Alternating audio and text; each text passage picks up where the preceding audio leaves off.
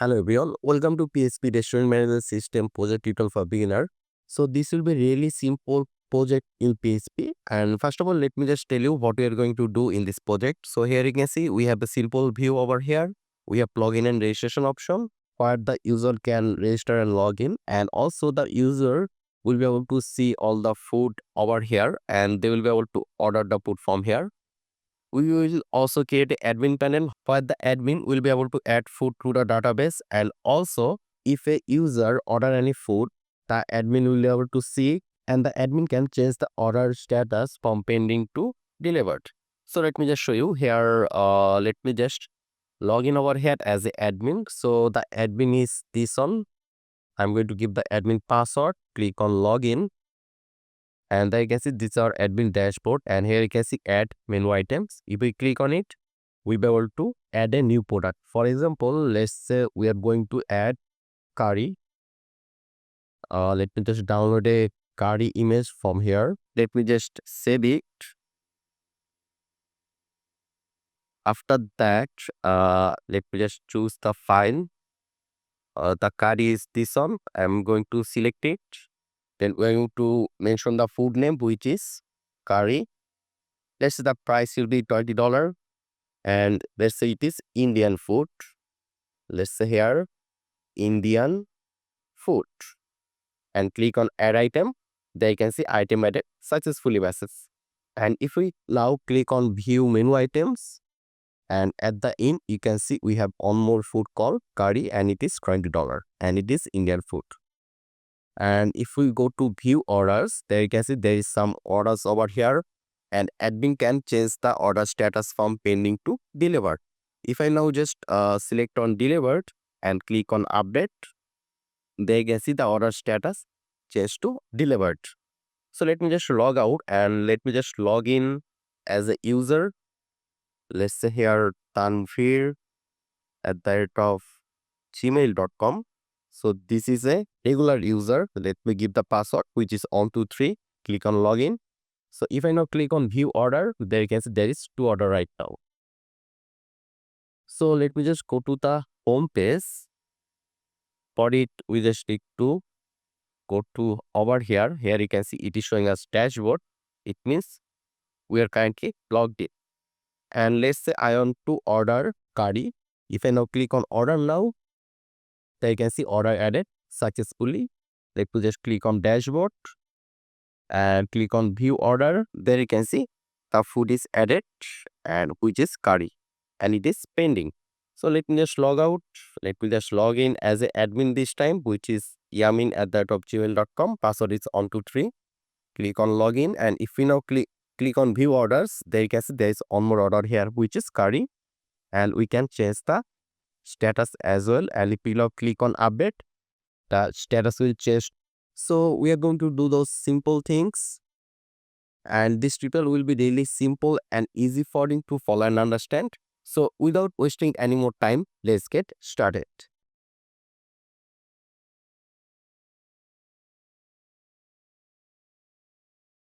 Hello everyone, welcome back to another video. From today, we are going to start a new project, and that is restaurant management system. For the design, we will use HTML and CSS, and for the backend or server side, we will use PHP, and for the database, we will use MySQL.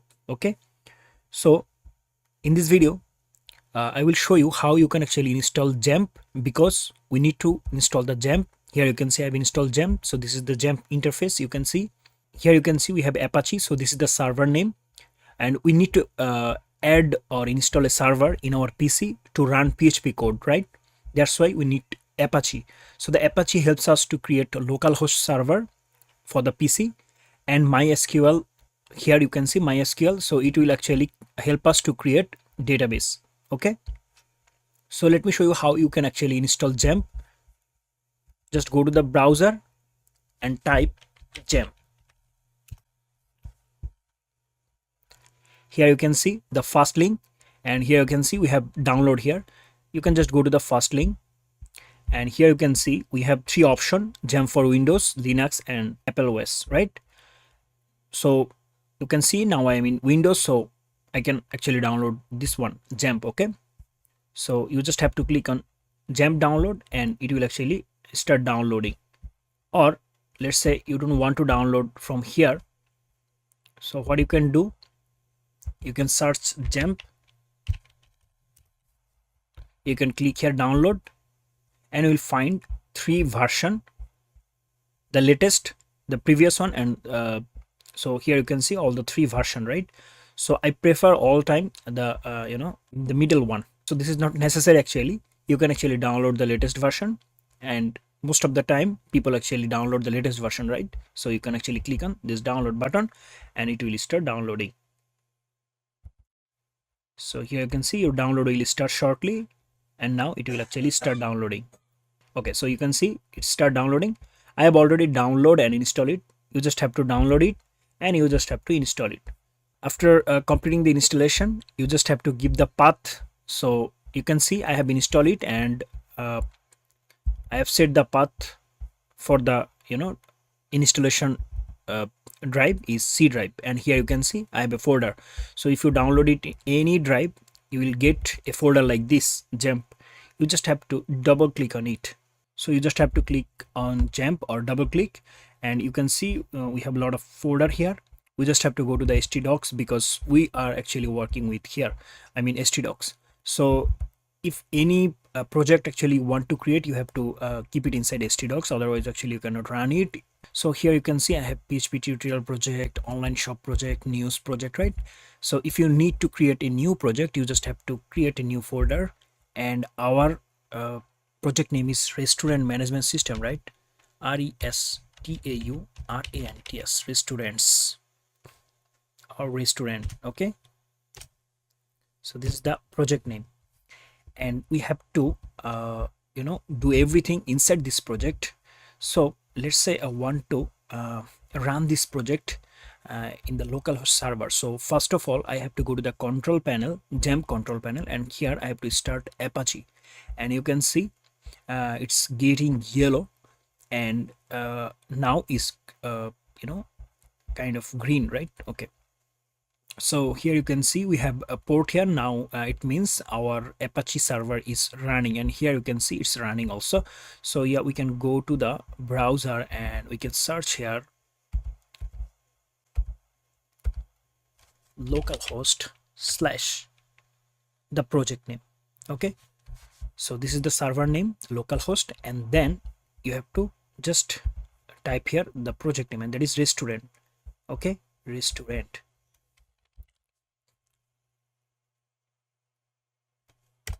And here you can see this is our project, and we are in parent directory, right? Restaurant. So you can see I have different project, right? Now let's say I want to open this project in a code editor. So here you can see I have Visual Studio Code, I have Sublime Text and Atom. So I love to work with Sublime Text and Atom, so I will actually do this in Sublime Text. So you just have to open the folder here in the Sublime Text. Okay, so it will actually be easy for you. So let me just drag and drop this project here. So we have added the project here, right? And now let's say I want to create a test file. Okay, and the file will be index.php. Every single PHP file will be will contain the .php extension, right? Okay, so I will save it, Control S, and yes, I will save it. So now my file name is index.php, and here I will say that I want to echo something. So I will say PHP script like this, and inside it I will say echo. I'll say this is index page. Now let's go to the browser and refresh here. Now you can see our page has a file, and this is index page. Okay, and you can see I have created index.php, and here you can see there is no files, such a file, right? Because by default index.php file is a default page for the project. Okay, so yeah, we don't have to actually mention the path name. Let's say I have another file, and it is home.php, and I will say here that this is home page. If I refresh here, you can see I haven't actually get the page, right? So if I want to access it, so I have to say here home.php, and now you can see I can access. But for index.php you don't have to mention here, because the index page is the default page for the project. So let me just delete it because I don't need this. Okay, so this is the index page, right? Okay, so now I've shown you how to install Jump, right? Not really. I haven't shown you how you can actually install Jump. I assume that you can install Jump, and let's say I want to start here MySQL also. So I will click on start, and here you can see it's also started. Right now you just go to the browser and you just have to say localhost /php myadmin. You just have to type it, and here you can see that it's loading, right? Okay, wait for some times. Okay, so now you can see PHP my admin panel, right? And here you can see we have bunch of different database, right? So we will actually show you how you can actually create a database. So here we have to create database, right? If we need to work with server side, right, we need to create database, right? We need to work with database. Okay, so we'll do this in the next video. Okay, so that's it for today's video. See you in the next video. Till then, goodbye.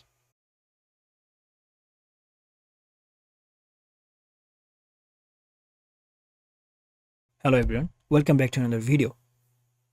In this video I will show you how you can actually create database for your project. So you can see I have opened Jamp control panel, and here you can see I have start Apache and MySQL server. So I just have to go to the localhost /php myadmin. So this is the control panel for the database. So I need to create new database, right? So I have to click here new. Here you can see new. Just have to click it new, and I just have to give a database name. So now let's name the database as restaurant_db, and you just have to click on create. So here you can see we have create a new database, and that is restaurant_db. Now I will create only two table. Let's say one for the order, one for the item. So in a restaurant we have a different item, right? So actually we can create a table for the items. So this is the table name, and how many column actually I need let's say 4 column. Okay, and here first I want to mention ID, and ID type would be integer. Okay, I'll go here, and here you can see AI, I mean auto increment. If I hover on it, you can see auto increment. So if I click on here, you can see it becomes the primary key. Okay, so ID is our primary key, and we need what? Name. Okay, and the name would be varchar, because it can be string, right? So the varchar size, let's say 255. Okay, and what I need? Price, and price is, let's say, float. Okay, because price can be, you know, up and down, like $15.5 or something like this, $5.5, right? Okay, so we can actually do this, and float, and okay, like this. And what I need? Category. So category, category, and category can be varchar. So let's name it okay, 100. Let's say length set 100. Okay, so we have 4 column, and what we have to do now, we have to just click on save. So now you can see we have ID, that is primary key, and we have name, price, and category. Okay, we can actually insert them by clicking insert. ID will be automatically incremented, and we can actually give here name, price, and category. We can actually do it inside, I mean, code editor. I mean, by creating PHP file, we can do this, right? So we'll actually do this. So no worry. Actually, I'm going to show you both ways, right? How you can actually do this. So we have the opportunity to actually create here, and you can actually create here by, you know, writing SQL query also. Here you can see we have the query select all from menu items, right? the database table, right? Where one. So it's just a simple query. So if I go to the browse, here you can see we have nothing, right? We have nothing in our table, so we can actually do query here. Okay, or you have another option here, insert. Okay, you can insert query. Okay, I mean you can insert value. Okay, or you can write query here. So it's up to you actually. If you want to do practice, you can actually do practice here, or you actually can, you can see we have insert, update, delete, everything, or you can actually do this in the code editor also. So we'll actually do everything, right? Okay, so now let's say I want to insert it. So I will go here, and the id I will not give any id, because id will be automatically incremented, and the name will be varchar, right? Okay, so I will give a name, let's say chicken bites.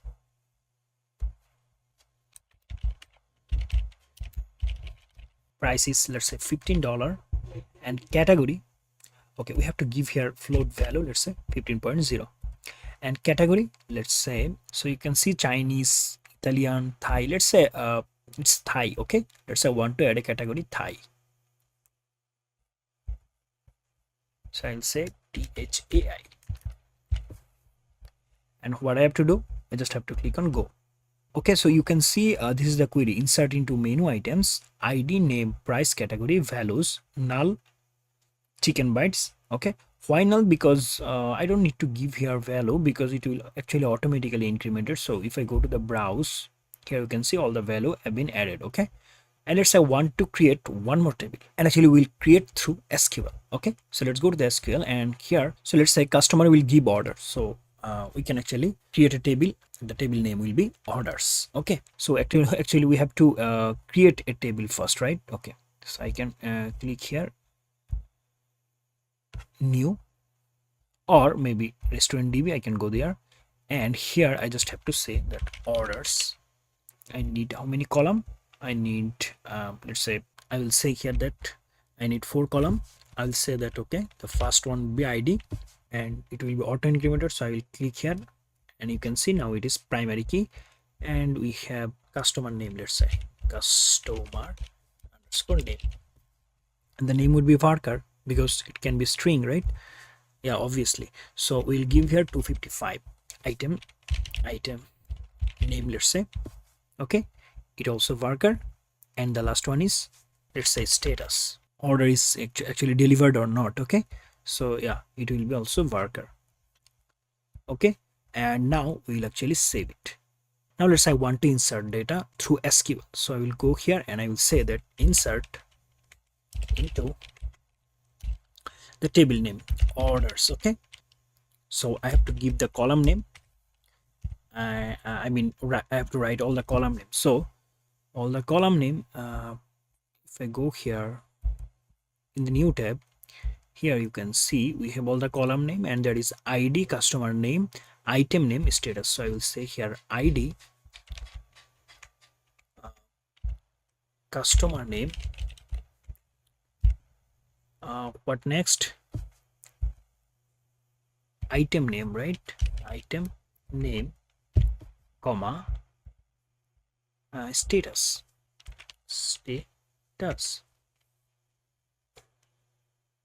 Okay, and I have to set values.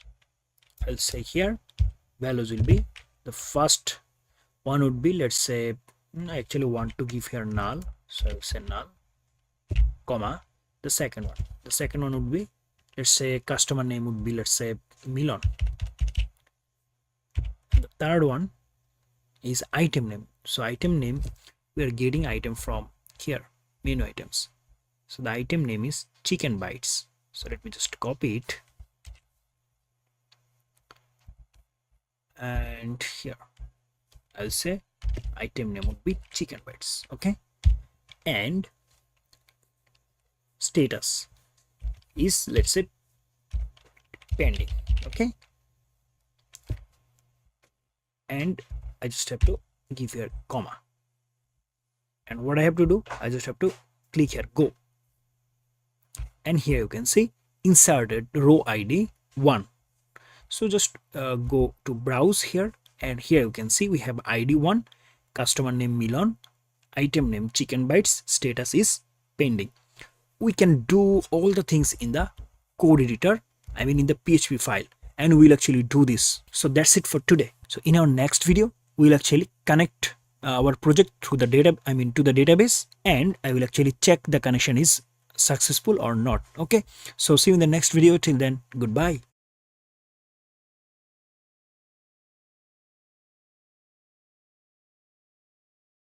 Hello everyone, welcome back to another video.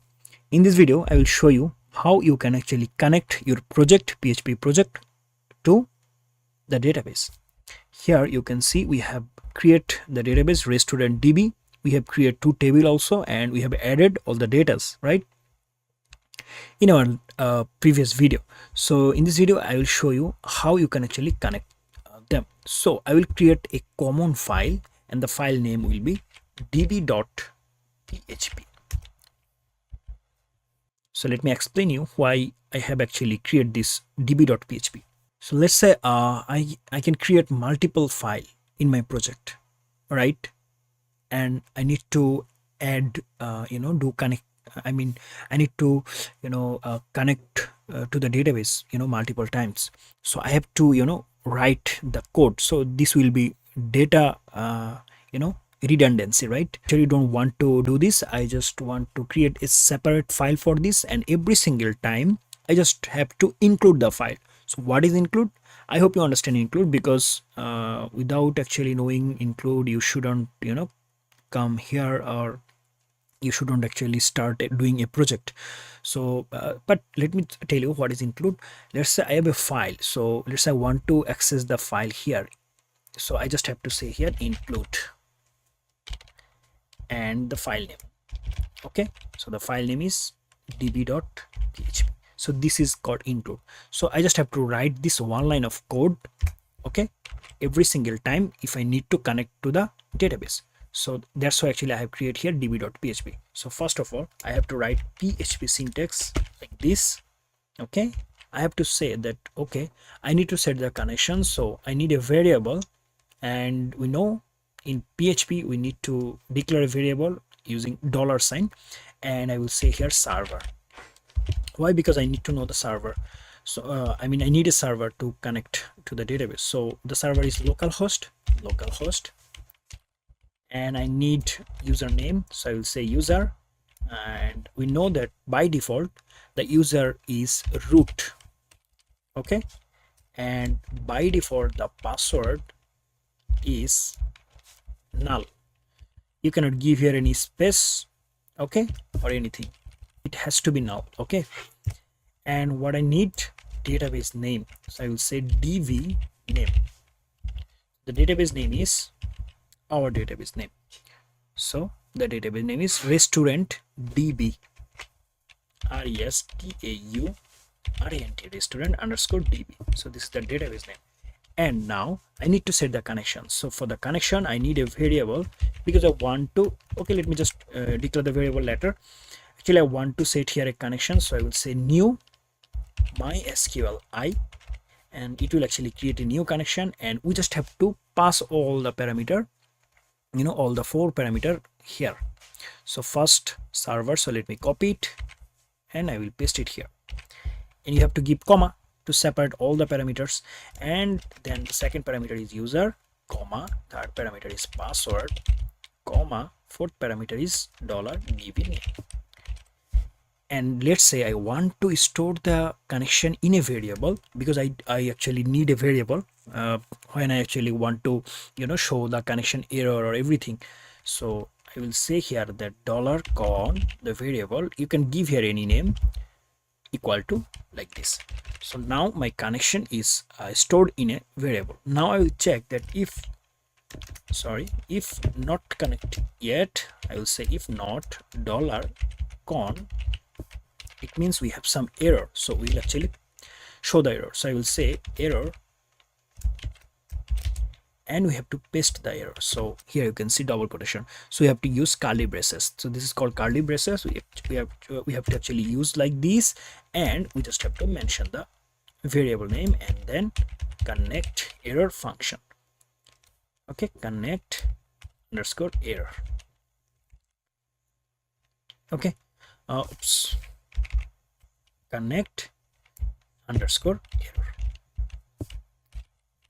That's it. Now it will show.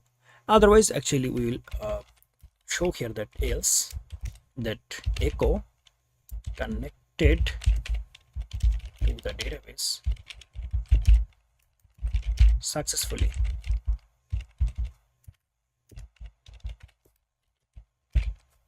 Okay, so we'll actually check now. So let's go to the browser and now we will actually check. So I will say localhost slash db dot. Okay, so we have to actually mention our project name. So our project name is restaurant slash db.php. We will actually check if the connection is done. Undefined variable password. Okay, and here you can see connected to the database successfully, but our connection is done, right? But the problem is it's showing that undefined variable password. Okay, so let's see it. Okay, password. Okay, so here you can see I have right here double s, but here only one single s. So yeah, like this. So that's it. Now let's go back and I will say here localhost slash restaurant slash the file name is db.php. Okay, so here you can see connected to the database successfully, right?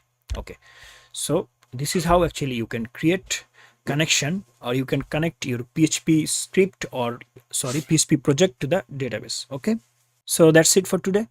In our next video we will actually show you how you can actually create a login process or login system, and we'll actually try to create admin panel. Okay, so see you in the next video. Till then, goodbye.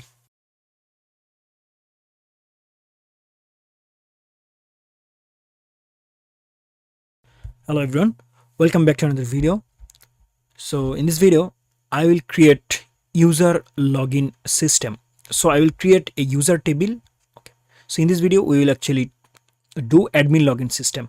Okay, so to do this I have to create a user table in the database. So I'll go to the browser and make sure that you have start, XAMPP, Apache and MySQL. Okay, so I will go to the localhost slash php myadmin and I will open my project, and that is localhost server slash my project name, and my project name is restaurant, right? Restaurant. So you can see we have nothing except this space index. Okay, index space.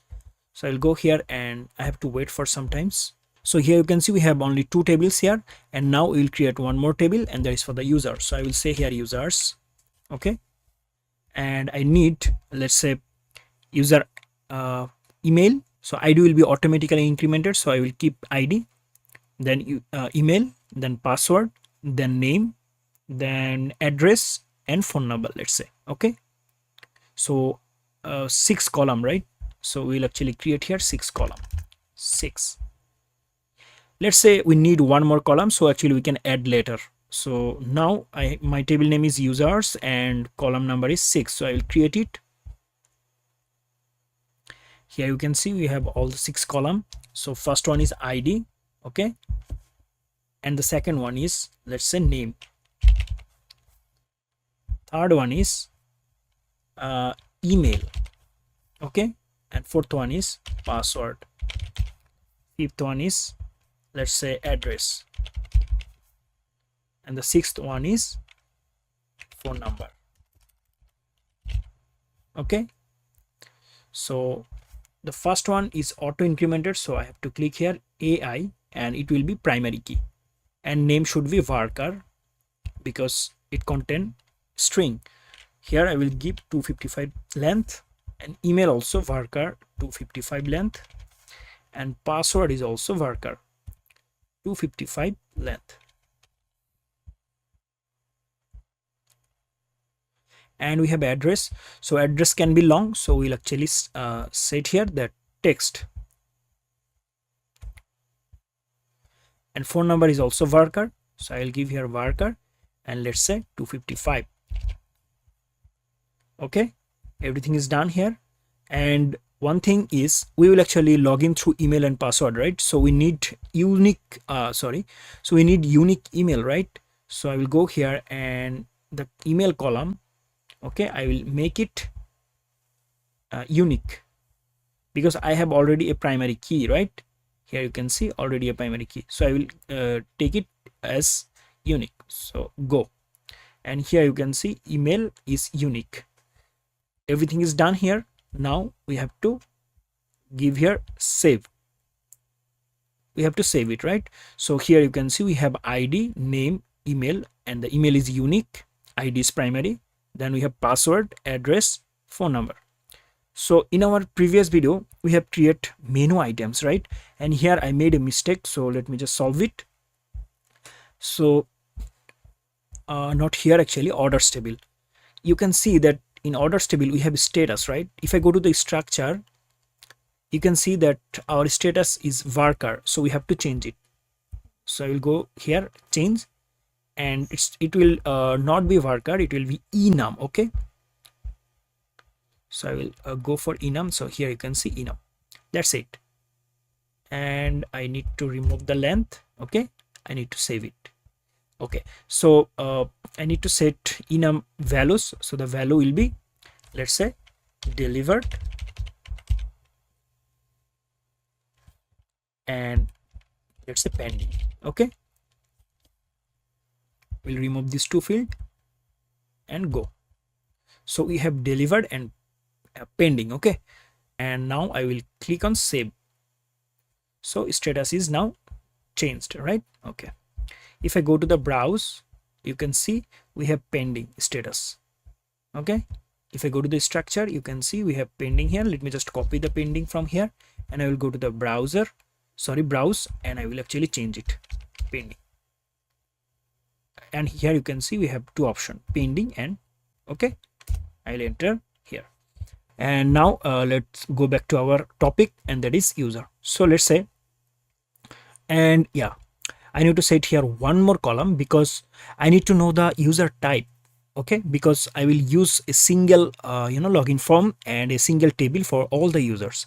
So I will keep here two type of user, one for the admin and another one is for the customer, right? So I will create one more column. So I will go to the users here, and I will go structure, and here I'll add one more column, and that will be before or let's say after password. So I will say after password, add one more column, go. As I mentioned earlier that we can actually add or delete column. Okay, so here I will say that type, user type. Okay, and the type would be enum. Where is enum? Here. And I will set values for enum. Click here, and my type is, let's say, admin and normal user. And I need to remove all of them except this two field. Go, save it.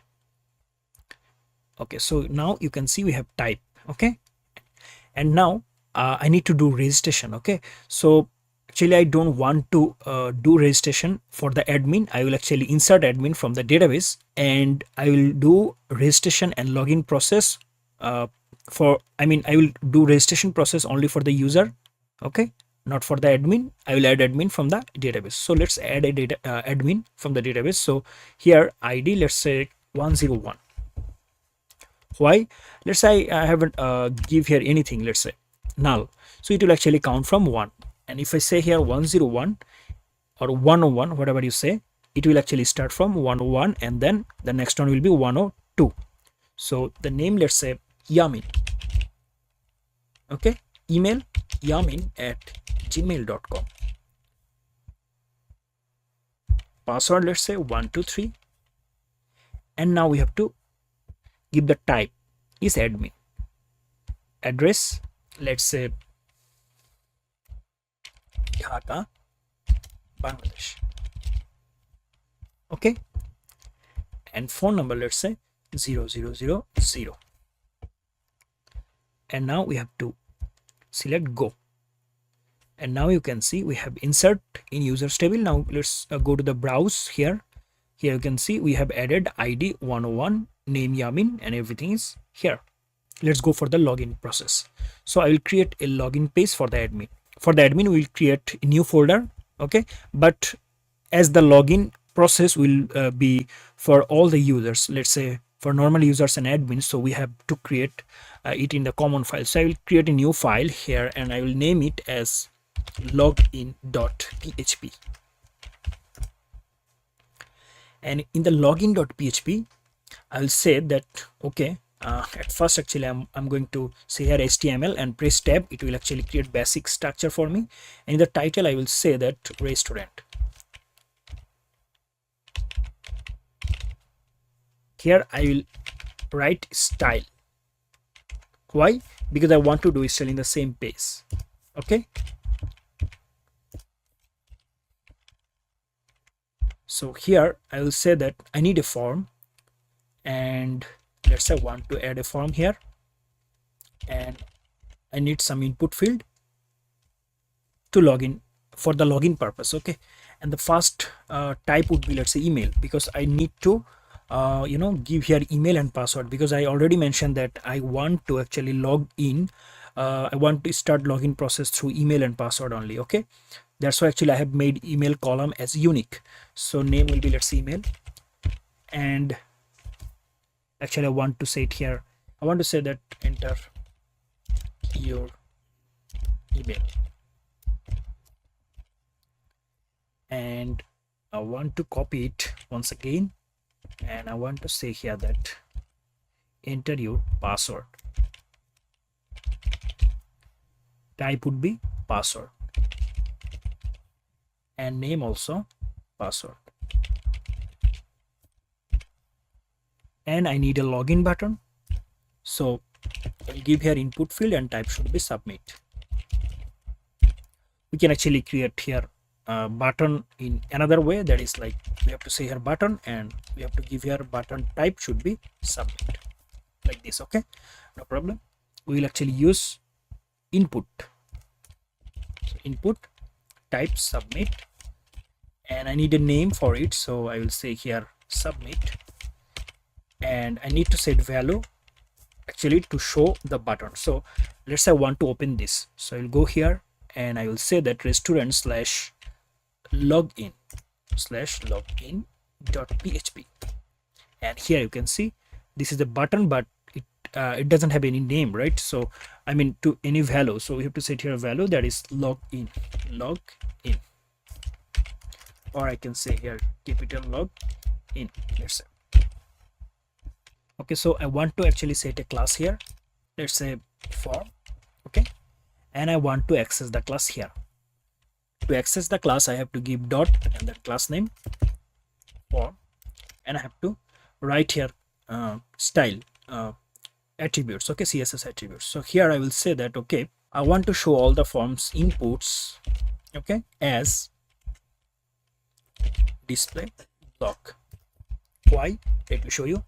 Now you can see they are in column wise, right? If I refresh, now you can see they are in row wise, right? Enter your email, enter your password. Okay, so we have login button also, and I can actually give here some padding. So why padding? Because padding will actually create space inside the elements. I have actually mentioned that I want to create space inside the input. So now if I refresh, it will actually create space inside the inputs. And you can see a button also, right? And you can see button also, login button. So here actually I want to set a class for the button so that I can actually login button, so that I can actually change the color for the input, because all the item is input, right? So we have to actually say it. Okay, so I will say that dot button, I will say that color, sorry, background color, right? Background, here we do background color, let's say green, right? Go refresh, you can see color is changed, and I can set it blue, let's say. Okay, and I can change the text color to white. Okay, and let's say I want to show all the fields in the center of the div, I mean center of this page. Okay, So what I have to do here, I just have to say here that okay, I want form class, so dot form as a display as, let's say, oh, okay, I have to set the position at first, so I will say position, let's say fixed, so I will say top, let's say 35%. I mean, I want space from the top, from here to 35%, so it will actually come here, and I need to create space from the left also. So when I set position, that time actually I can access all the attribute for the position, like top, left, right. Okay, so left would be, let's say, 40%. Refresh. Okay, now you can see almost center, right? Okay, and I want actually I want to create space outside of these boxes. Okay, so I will say here that okay, I want margin, let's say 5 pixel, let's say. Refresh. Okay, now you can see we have created space, and actually I want to set background color for this, so I will say here background color, let's say light, any light color, light blue. Okay, refresh. Okay, now you can see it actually create light blue color for this. And here I want to say that okay, I want to actually create padding, I mean space inside it. Okay, so I will say here padding, let's say 30 pixel. So padding 30 pixel. If I refresh, now you can see it create space inside of it. And here I want to give a button. Let's say I want to go, so I will actually give here a link, okay, for the registration. I will say here that go for registration, and here I will give anchor tag. Okay, and the reference is for now hash, let's say, and here I will say registration, register. Okay, or sign up, let's say, or register. Yes, register. It's good, let's say.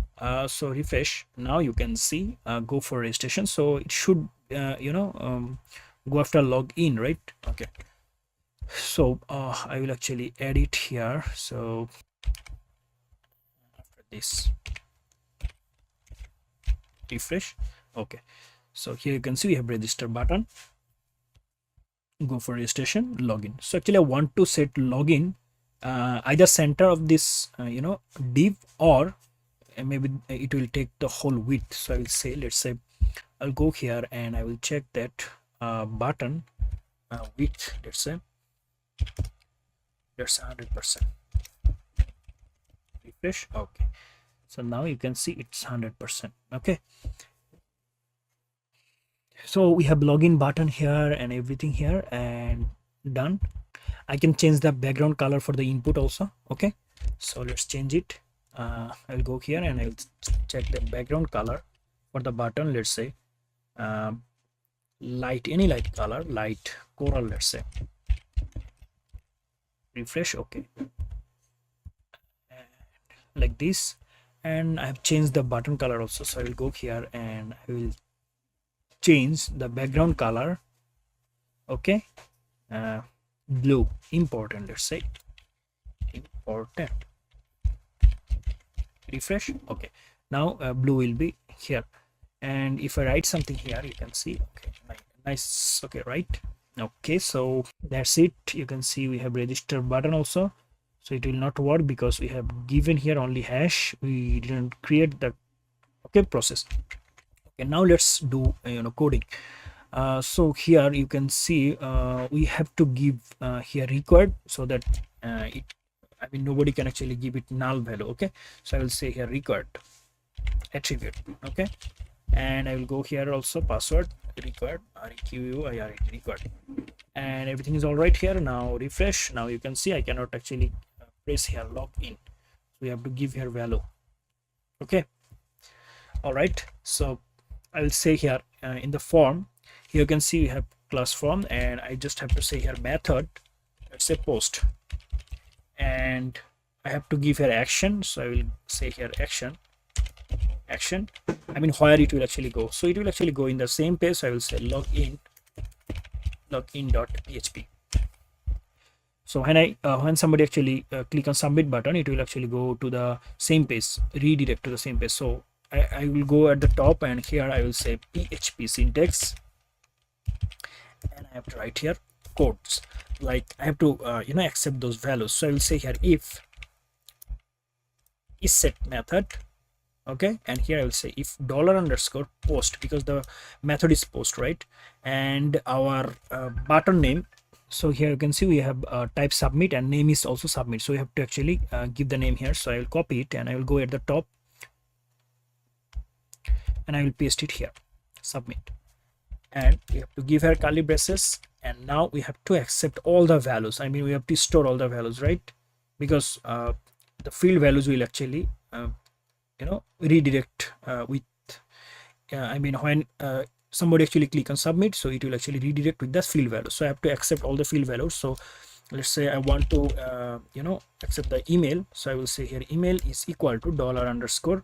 The method is post, so I have to write here post, and then field name, the field name is email, right? Okay, and I'll say password is equal to $_post, okay, and the field name is password, right? Here you can see all the field name is password and email. Okay, so now we will actually need to do query. We'll actually check if the user logged in. I mean if the user, I mean if the email and password is same as the database. So we'll actually fetch the email from the database at first. So I will say here that okay, SQL, I need SQL, so I will say here $SQL. You can give here any name, so I will give it SQL, and you can see SQL. So I'll say here that okay, I need to select all from the table users, okay, because in our database the table name is users, right? Yeah, and we need to know the email and password from the users table. So I will say select all from users where email is equal to single quotation, and inside it I will have to say the $email, okay, email is equal to $email, and I will say that now I have to execute the query. So I will say here $result, and actually why this variable, because I want to actually create, I mean store the result inside a variable. So that's why actually I have given here result variable, and I will say here a function that is called MySQLi query, okay, and here I have to pass two parameter, one for the connection, I mean to connect to the database, and another one is this SQL. So I need to connect the database, right? So that's why at first I have to connect the database. So include, I have to just say here db.php. Why? Because in the db.php we have actually set the connection. As I mentioned earlier in the previous video, that every single time when we need the connection, we don't need to write all the codes here, we just have to mention the PHP file, and this is the reason actually I have created a single PHP file for the connection purpose. So we know that in the db.php we have a variable con for the connection, and now I have to pass the variable that is $con and then SQL, our query. So now result will be executed, and now I will say that if not $result, I mean if the result is not executed successfully, we will actually echo the error. So I will say echo, then I will say error and colon, and I will actually print or paste the error. So I will say $con error, else I'll actually check here that if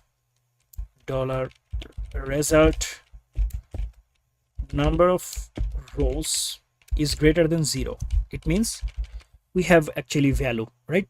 Is greater than 0 means it actually contain value. Why it is, let me just show you. Now actually we are fetching the email, right, and we found that okay, the email is exist Okay, but what about the password? Password should be matched, right? So I will say here that okay, I want to actually say here that dollar row a variable, and here I will actually fetch the password. Okay, so I will say mysql I a function that is called fetch as sock. So this function actually contain the result parameter. Why? Because I want to know this result as associative array. Why? Because in associative array, I mean with the help of associative array, we actually can fetch the data through column wise with the column name only. Okay, so here that's why I have to store the result as associative array inside a variable, right? And now I will check that. Okay, I will actually say here that if okay, I will say that dollar row, then the query the column name is password, right? If I go here, you can see password. So I will say that if the row password is equal to our password, that is we are getting from the field password field, so dollar password.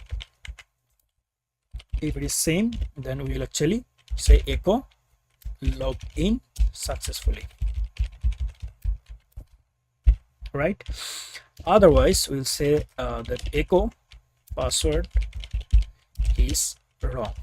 And here I want to actually say that okay, I want to use, let's say, h1, let's say, and I want to end the tag h1, so I'll say h1 slash h1, and I want to do style for it. Style is equal to, I want to set that let's say position fixed,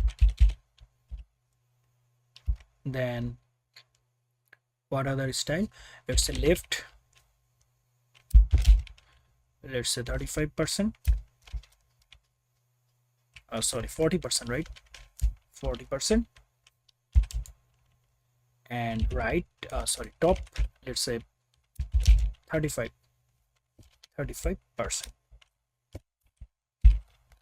Okay, let's say 34. So password is wrong. Okay, now let's check. I will go here, and here refresh, connect to the database successfully. Okay, so why it is? Because in the db.php actually we have echo it, so we don't need to echo it. Let's say I have if statement and else it will actually work.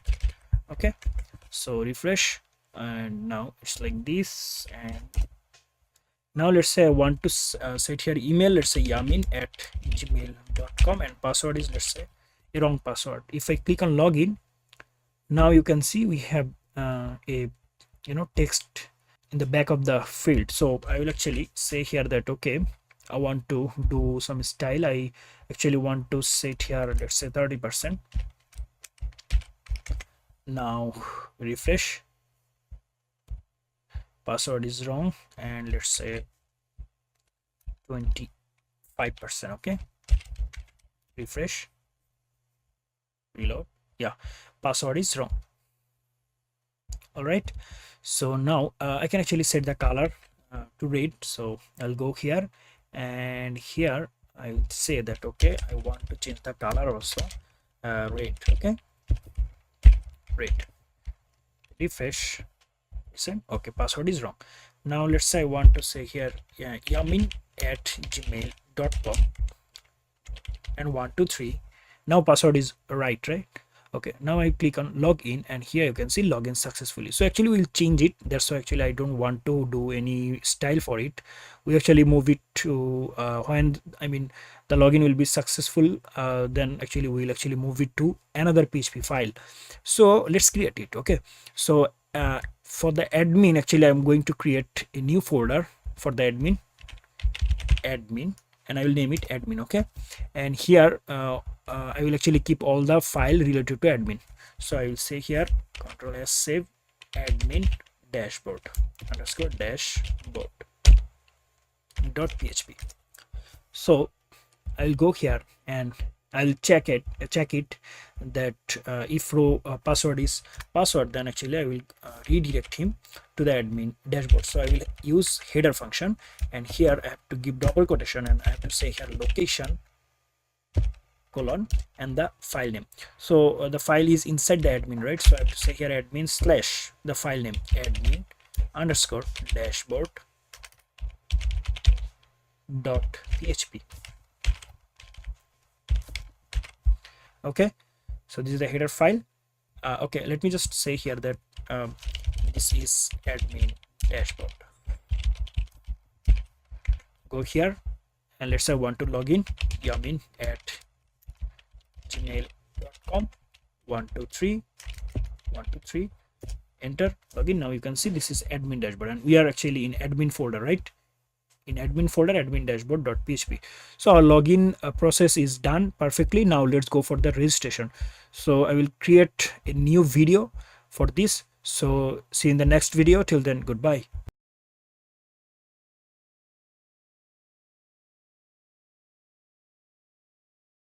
Hello everyone, welcome back to another video. So in our last video we have create admin dashboard, and we have create login process, right? Now let's go for the registration process. And for the registration I will go here, restaurant project, and here I will create a new file, and let's save it as register. Okay, register.php. And I have mentioned earlier that okay, I will do registration process only for the user, not for the admin, because I want to add admin from the database, not from the registration process. Okay, so now let's go for the registration process. Here you can see register.php file, and here I'm going to create a form. Okay, registration form. Okay, so I'll go at the login.php here, and let me just copy this. Okay, and I'll go here, I'll paste it here, and here let me just copy the first one, and I will say paste, and the type would be, first one would be, let's say, text. The name would be name. Let's go to the user table here at first. So yeah, we need name, email, password. So we have write here, sorry, we have name, email, password. So name, email, password, and what I need is, let's say I want to copy here. Okay, so enter your name, and here we'll say that we need address, right? Enter your address, ADDRESS address. Okay, and this one will be let's say text area, text. Okay, I'll say here uh, text area. So text area. Okay, and here I will say okay name. I'll set a name, and that would be, let's say, address.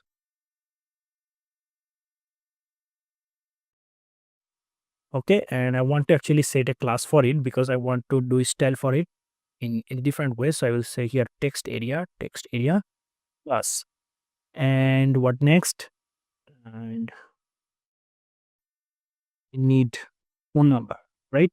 Yeah, phone. So I will say uh, paste it, and I will say enter your phone number. So phone number is Vargar, so I will say here text, and name will be phone required. Okay, everything is required here. Okay, and here I will say go for login, and we'll say here login, and I will give here reference login.php.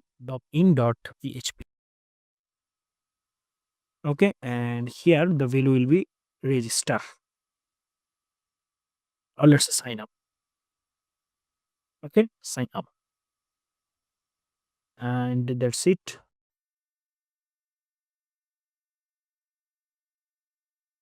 And actually would be the same page. So register.php.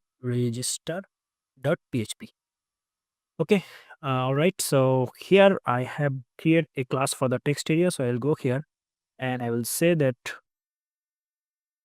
in the style here dot class name, and here I will say width, let's say 20%, 20%, right? Okay. Height, let's say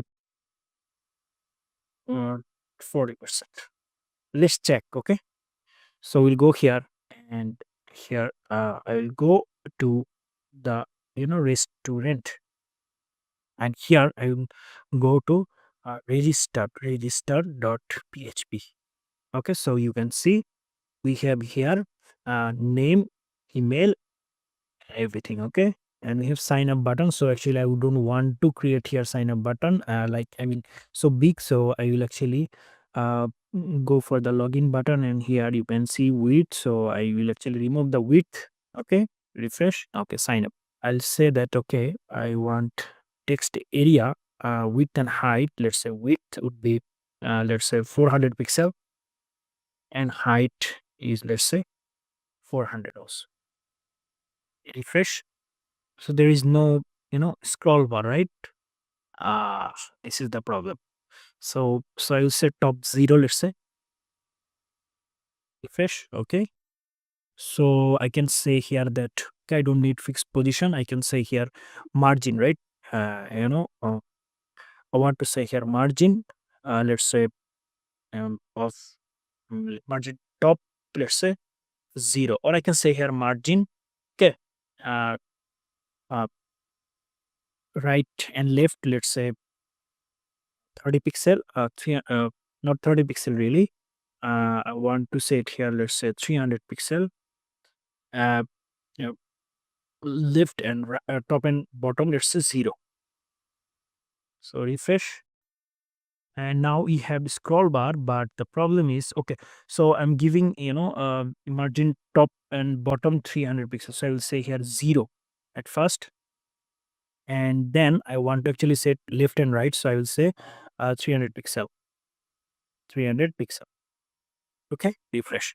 Okay, now you can see we got an scroll bar here, right? Okay, so we can actually set area, let's say 100%. So I'll say here input, let's say here text area, let's say uh with 100%, let's say I'll say 100%. Refresh. Okay, text whole width and margin 5 pixel. Okay, no problem. And height, let's say uh 200, or let's say 100 pixel only. Okay, so you can see we got uh, text area here, sign up, your phone number, your address. So I think address should be like this, let's say. All right, so if I'll say that your address is like this, so I will say here that width, let's say 80%. Okay, 80%, and height is like this. So refresh. So here you can see we have number, email, and everything. Phone number, sign up. Okay, and if I click on sign up, it will actually redirect to the same page. And here you can see go for login. You can go to the login and go for registration. So let me just change it. I will go to the login.php, and here I will say that okay, now it will not be hash. It will actually go to the register.php. Okay, register.php. Refresh. If I click here register, and you can see now we are in the register.php. So we can actually give here name, email, password, and like this. And let's say want to go to the register.php, and here I want to add margin at the top also. So I will say 10 pixel, 10 pixel. Refresh. Okay, so we got margin here, and I want actually let's say 30 pixel or 50 pixel, let's say. Refresh. Okay, nice. So now it's look good, I hope. And refresh. Okay, yeah. So you got a scroll bar here, you can see. So here enter your name, email, password, address, everything. So if somebody click on sign up, it will actually go to the same page. I mean here. So I have to receive them, right? So I'll go at the top and I will say here. Let me just copy from login. I will actually copy everything from here. Um, at least this. So yeah, copy it and I'll go here and paste it. And we just have to close it. We just have to close the PHP script also. Okay. So here, what I'm going to say here that okay, how many column actually we need. Here you can see name, email, password, type, address, and phone. So type would be automatically selected here. So I need name, right? So I'll say here dollar name is equal to dollar underscore post method, right? And here I will say that I need field name is name, then email, password, then address, right? Okay. So name is equal to name, and we have email, password, and then we need address. So I will say here copy address. Address AWDRELS address. Okay. And here I need one more time, and there is for the phone. So I will say phone. And after password, actually we need type also, right? If I go to the browser, you can see in the database we have type after password. So if I go to the structure, you can see that we have only two type. Okay. So admin and user. So I'll actually copy the user from here and I'll go to the browse and alter tab. And here I will say that okay, type is equal to, I will fixed it. Okay. That is user. Address, dollar post address, dollar post phone, and yeah, all right. So 1 2 3 4 5 6 column. 1 2 3 4 5 6 without ID. Okay, all right. So now I need to actually do query. So I will say here dollar SQL is equal to, I need to mention the query, that is insert into the table name is users. Okay, and I need to mention all the column and then values and then all the values. So first of all the column name, and first we know ID, but ID is auto implemented, so don't worry. And we need name, then email, then password, then what? We have type, we have address, and we have phone. And the values will be all the variables. So double quotation, sorry, single quotation, and then first variable is name for the name, comma, single quotation. Uh, dollar password, or sorry, email, right? Email, comma, dollar password, comma, dollar type,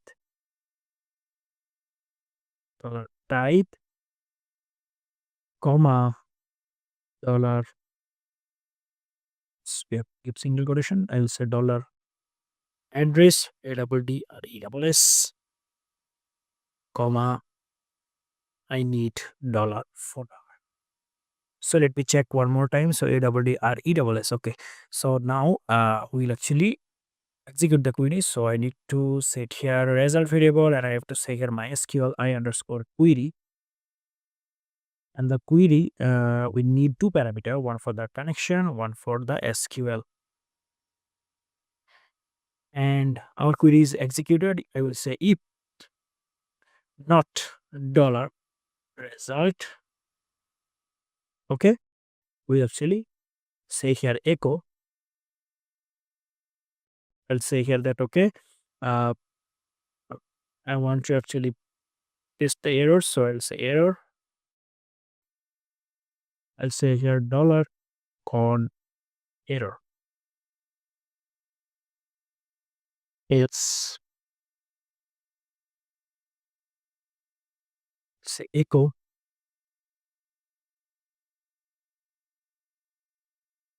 We'll say H1.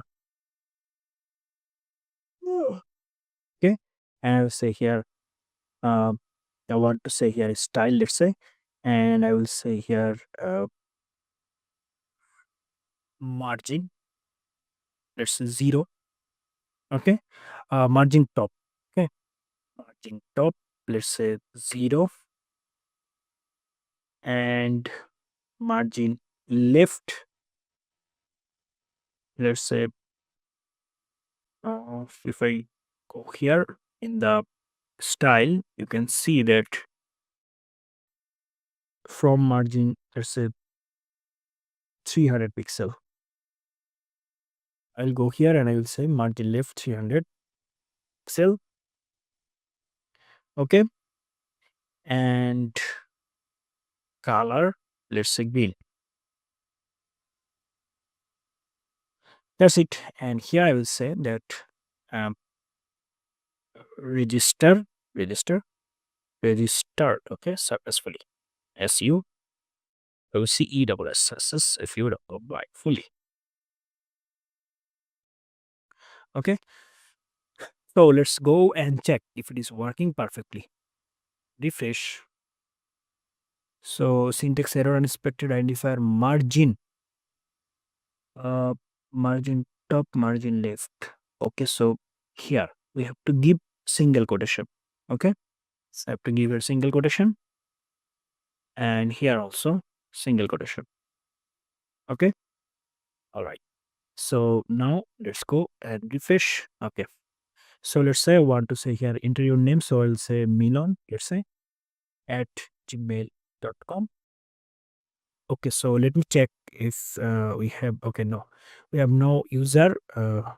So I will say, so this is the name actually, right? So I'll say here Milon, and next I will paste it. I mean the email, and then password is, let's say 123. Address, let's say Dhaka, Bangladesh, New Town. Okay, and phone number, let's say 11111. If I click on sign up, now here you can see registered successfully. Okay, and let's say I want to show this here in the middle, so I can actually change it. Now we are in 300, so I can say here 350, and top, let's say 5x, and let's say I want to register one more user, so Tanvir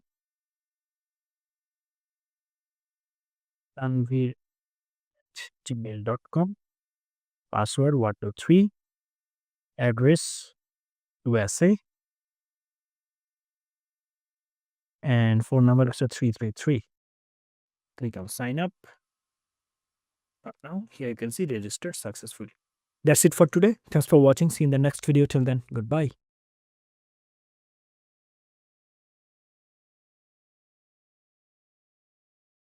Hello everyone. Welcome back to another video.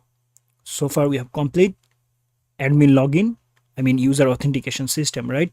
Login and registration.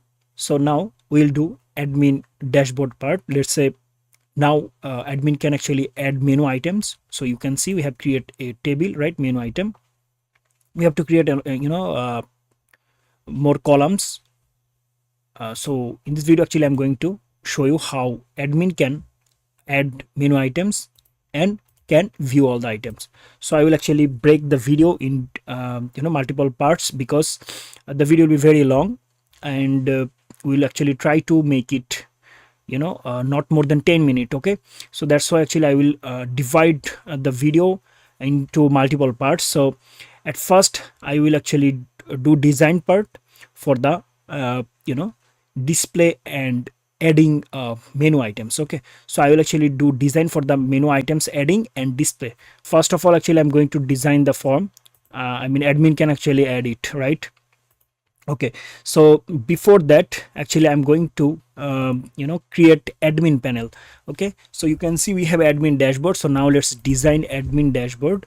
We can actually do this later, not a big deal, but okay, let's say design it. Okay, at first, so I will remove it, and I will actually say here that HTML, I will say that admin underscore dashboard, BOARD. okay. And I will do style here, so I will write style tag here, and inside it we will actually do style. And in the body, let's say I want a header and a sidebar, or let's say yeah, I need a sidebar also, right? Okay, so I need a header and sidebar. So let's create a div at first, and let's make it header. So I'm going to create a class and let's name it header, or I can say here main div. All right, and here I want to create two different div. Okay, one is class, let's say head or header, and another div is for sidebar.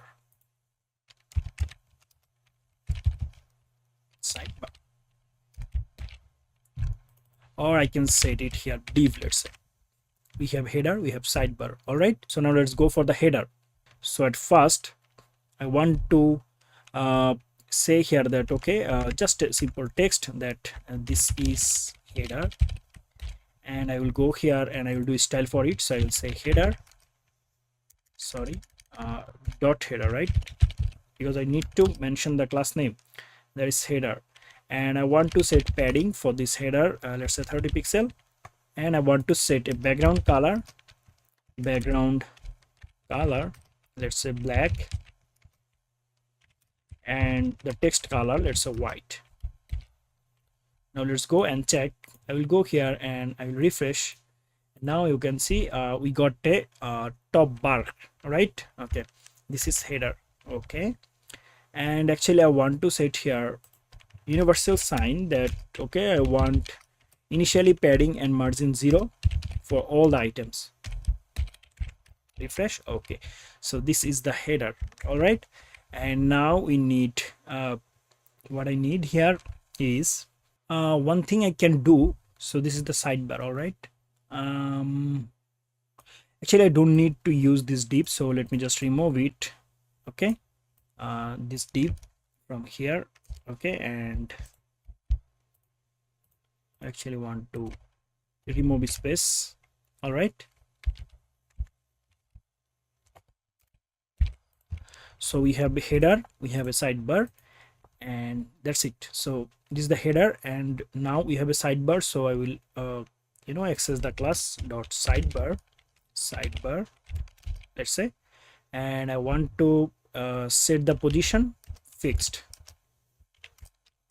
top, let's say 0.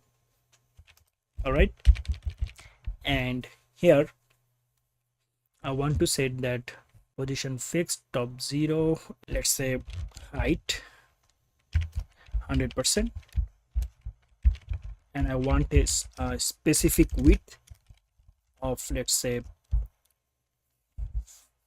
30%.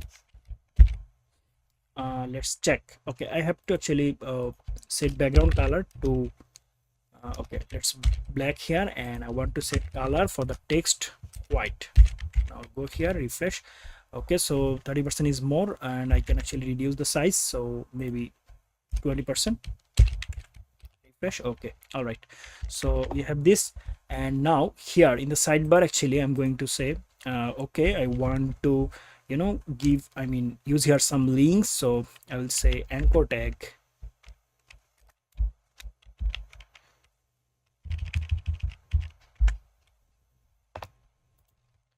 here I will say admin dashboard. Refresh. You can see we have admin dashboard here, and I can go there and I can say that okay, dot sidebar anchor tags, text decoration none, display as block. Okay, and I want some padding of, let's say 10 pixel, margin, let's say 0. Refresh. So we have admin dashboard here. I can set the border. Let's say I want to actually set a border, so I'll say border 1 pixel solid white or blue. Okay, refresh. So you got a border here, And all right, we have admin dashboard. So I want to set width 100%, text align, or I can say here for the sidebar text, I want to set text align center. Refresh. So now they are in center, and I want okay, all right, so I will say here padding 10 pixel, and I want to say here that okay, if I hover on it, sidebar anchor text hover, I want to change the background color to white. Not really, let's say blue. Refresh. Now you can see when I hover on it, it actually changed the color. So I think I should remove the width. Refresh. Now you can see it's all right. Okay, when I hover, the text color is changing, and one thing is I have to change the color white here. Refresh. We have admin dashboard, right? You can actually click here and it will actually redirect to the same page. Okay, so I will go here and I will say that okay, if you click on admin dashboard, it will actually go to the same page. So it will go to the admin dashboard.php. okay, refresh, click. Now it is in admin dashboard.php. Here actually I want to set one more anchor tag, so I will actually remove this and I will say anchor tag, and here let me just say here that log out.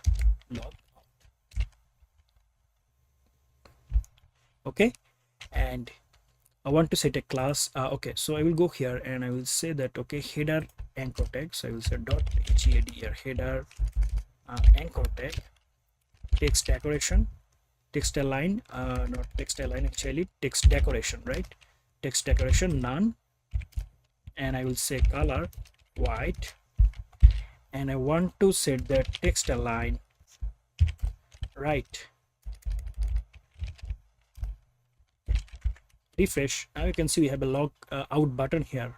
Okay, and actually I want to set width and height for it, so I will say padding, let's say 30 pixel, and I want, let's say 20 pixel, and I want to set a background color of red.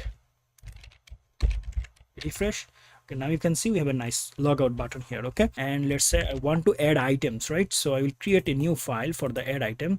So we'll actually do this. Let me just complete this project at first. So here I will create one more div. So this is the sidebar, and actually I'm going to create a div, and the div will be plus main. So this is the main div, and here let's say I want to add a paragraph lorem. Okay, so now if I refresh, now you can see we got here. Okay, so I will actually say here that okay, the main class, let's go and do style for the main class. So I will say here dot main position, let's say I can I don't need to set here position, I will say that margin left, let's say 300 pixel. Refresh. All right, that's it. And I want to actually set margin top also, so I will say margin top,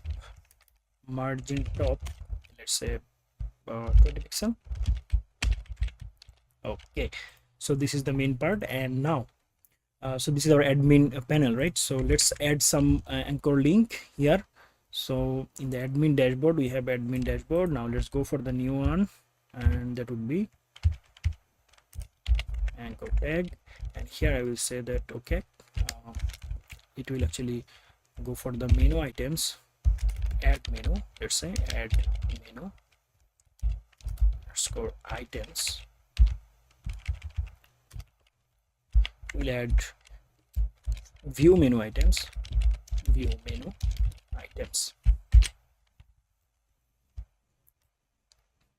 Okay, and now let's go here and refresh. Now you can see we have add menu items, view menu items. Okay, admin dashboard.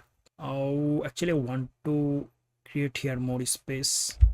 I want to say here that okay, padding of padding, let's say 10 padding 10 pixel. Okay, no problem.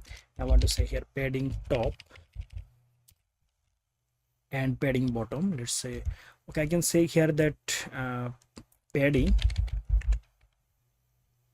of, let's say, top and bottom, let's say 30 pixel, and sorry, and left and right, let's say 10 pixel. Refresh. Okay, all right, now it's working perfectly. Add menu items, admin dashboard, add menu items, view menu items. Okay, so now we'll actually create all the different pages, and we'll actually give the link here in the reference section. So our admin dashboard is completely done. Okay, so I'll actually stop the video here because I want to create, you know, separate video, otherwise the video will be very long. So in our next video we will actually show you how admin can add items in the database. Okay, so see you in the next video. Till then, goodbye.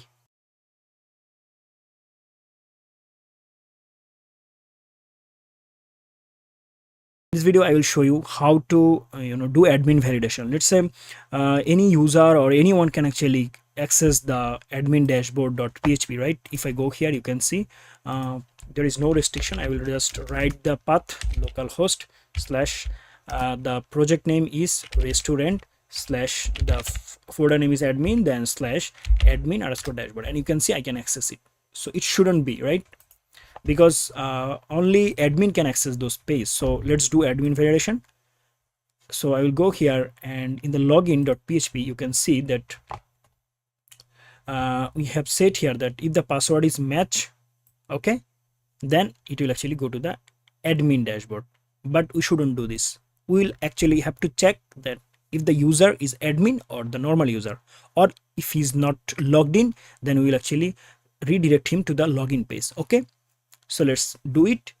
And to do this, we have to track the user. So we will actually track the user with the help of session. Session actually helps us to track the user.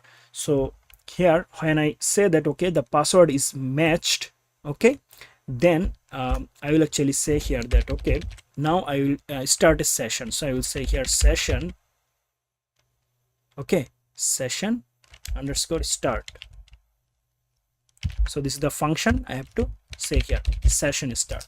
And here I will say that, okay, dollar underscore super global variable session. Then I will set a variable name that is, let's say, user ID is equal to dollar row. I'll say here the column name from the user table. So in the row variable, we have fetch all the value as associative array, so we can actually access through column name. So here I will go to the users table, and here you can see we have ID, name, email, and everything, right? So what we need just ID and type. Okay, ID, email, type, name, we can actually access everything, right? We can actually access everything. So here I just need ID and type at first. So I will say here the session, we want to actually set a variable here. You can set any name. Okay, I have just set here user ID, so I will say here ID because the column name is ID for the user ID. Okay, and I want to know the type, so I will say here session dollar underscore super global variable session is equal to, so here I have to say a variable that is, let's say, user type. Okay, and here I will say dollar row, I'll say here type because the column name is type. Here you can see column name is type. So I got the session. Now I can actually access the user. Okay, and now I will say if dollar underscore session, if we have dollar underscore session, we will actually now check that if dollar underscore session, the variable will be user ID. I will at first check that if there is any user ID or not. So I will check if any user ID. Okay, if dollar underscore session user ID, then actually I will enter clause here, or otherwise I will actually say him please go for the login, and here the location will be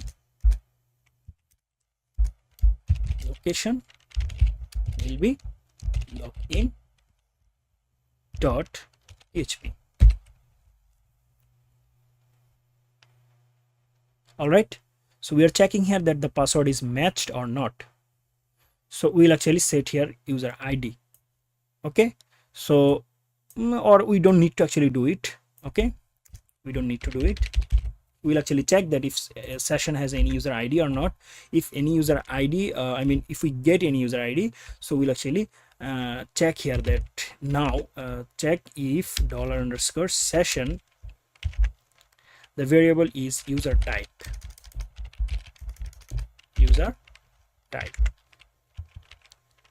We'll say that if session user type is equal to, now we are actually going to copy from here. I'll say that if user type is admin, then actually we'll go to the admin panel. Okay, let's say copy it. I'll say admin. So I'm checking here that if we have any user ID, so it will actually enter the clause, and here it will check that if session user type, not typer, type is equal to admin. If equal to admin, then actually we'll redirect him to the admin dashboard. Admin underscore, sorry, it will be admins. Okay, so we have to say here location first, and then we have to say admin table, sorry, admin folder, right? Admin directory, and then admin underscore dashboard dot php. All right, otherwise we'll check that if $_ super global variable session user type is equal to, we have another type, right? The type is user, user. Will actually redirect him to the user dashboard. So I will just say here echo go for user dashboard, and we'll actually create different dashboard for the user also outside of this admin folder. Okay, so we are checking here that if we have any user ID, because we have set session here, so we'll check if we have any session ID, then we'll actually go here. All right, otherwise we'll not go here. We'll check if the user type is admin, we'll go here, and then we will actually check if the user type is user or not. So if user, then it will actually go for the user. All right, so done from the login page. Okay, so now I will go to the admin dashboard. I have to write PHP script, and here I will say that okay, I need to start session at first, session start, and here I will check that if is set any session or not. So I'll say here $_ super global variable session, and the variable is user ID. So I will at first check that if there is any user ID or not. If we have any user ID, then we can actually copy them from here. In the login, we'll actually say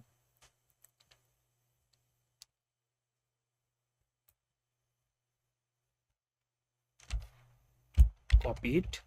I'll go here and I'll paste it here, and we are checking at first that if we have any user ID or not, then actually it will enter this clause if we have any user ID. Otherwise we'll actually say that okay, go for login. So I will say here header function, and there will be location, please go for the login. So I will say here $/. Why? Because we are now in the admin folder, so we have to go back to the root directory. That's why $/, and then we just have to mention the file name, PHP file name, that is login.php. Okay, that's it. Now actually I want to set here session destroy, let's say. So now if I refresh, now you can see we're in the login page. Okay, so let me remove it. Why I have destroyed the session? Because I don't have any logout page, so my logout button here was not it will not work, right? So that's why actually I have destroyed the session here. Now you can see we cannot actually go to the restaurant admin/admin dashboard. It will actually redirect me to the login page. Now let's say I want to log in as admin, so I will say here yamin@gmail.com, password 123, login, and here you can see I'm getting error. So I'll go here and okay, so I just have to remove it first. Okay, so go back, refresh, 123, login. Okay, now you can see I can actually access it. Okay, so now it's actually working. So now say here that you can see if the user type is admin, then we'll actually enter here. Otherwise we'll actually set here that okay, uh, if the user type is user, then go for the add user dashboard. So we'll actually create user dashboard also, but not now, not in this video. Okay, now let's go and create a logout. When I click on the logout button, actually it will destroy the session. I mean, let's create a logout button. So, I mean logout page. So I will create here a new file and save it as logout.php. Okay, and now let's go in the admin dashboard, and let's say I have a option here for the logout, right? So I will say here that okay, just go to the parent directory and go for the logout.php. All right, so it will go to the logout.php, and here we'll actually destroy the session. That's it. So we'll say here session start and then session destroy. So we have session start, session destroy, and exit. But at first we just have to say here that header location, and I want to say location would be what? If I click on logout, it will actually go to the index page. Okay, so the index page will be the index.php. Now let's check if it is working. So if I log out, now you can see we are in the index page, and now let's check I can access the admin/admin dashboard or not. Here you can see I can't. All right, so now let's go and log in as admin 123. Now I can actually access. All right, so that's it. So we have actually done admin authentication. So in our next video we'll actually do admin add item process. I mean admin can add items. Okay, menu items. So thanks for watching. See you in the next video. Till then, goodbye.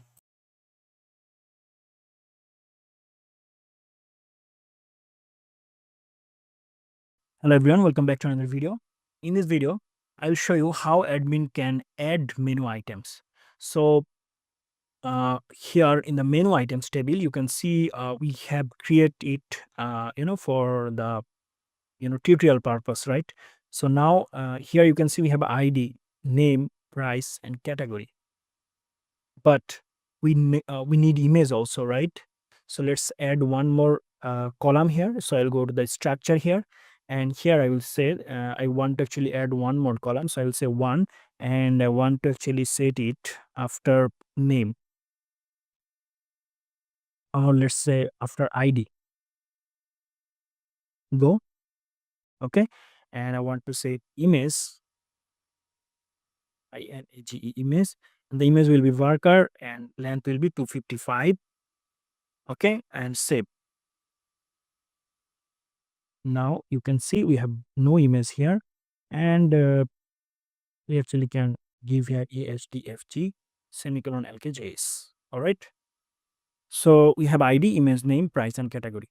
Now actually I want to create you know 1, 2, 3, 4 field for the admin. Okay, so the admin can add menu items. So I will go to the admin folder here, and I will create a new file inside it, and the file name would be add items.php.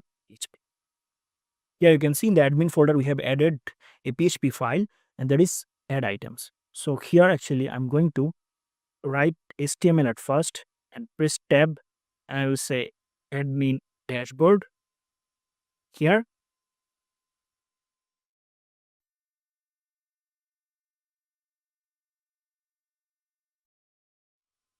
and I want to write here style tag inside the body. Uh, we want to actually copy from admin dashboard, so let's copy it at first, and now let's check it is working. So menu item, and we are in menu item. So okay, so in the admin dashboard, I'll go here, admin dashboard, and here I just have to give here a link, add menu items, and the menu items link will be uh, add items, add underscore items.php.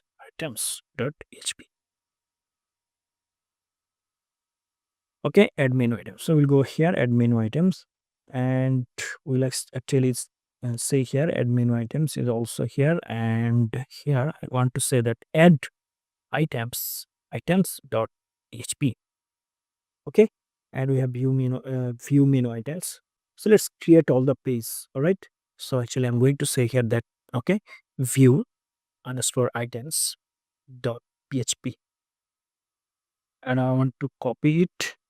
Go here, and let's say I want to paste it here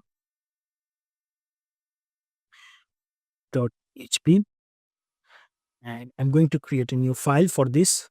Okay, view item. So save it as view items.php. All right, and actually I want to copy everything from here and to here.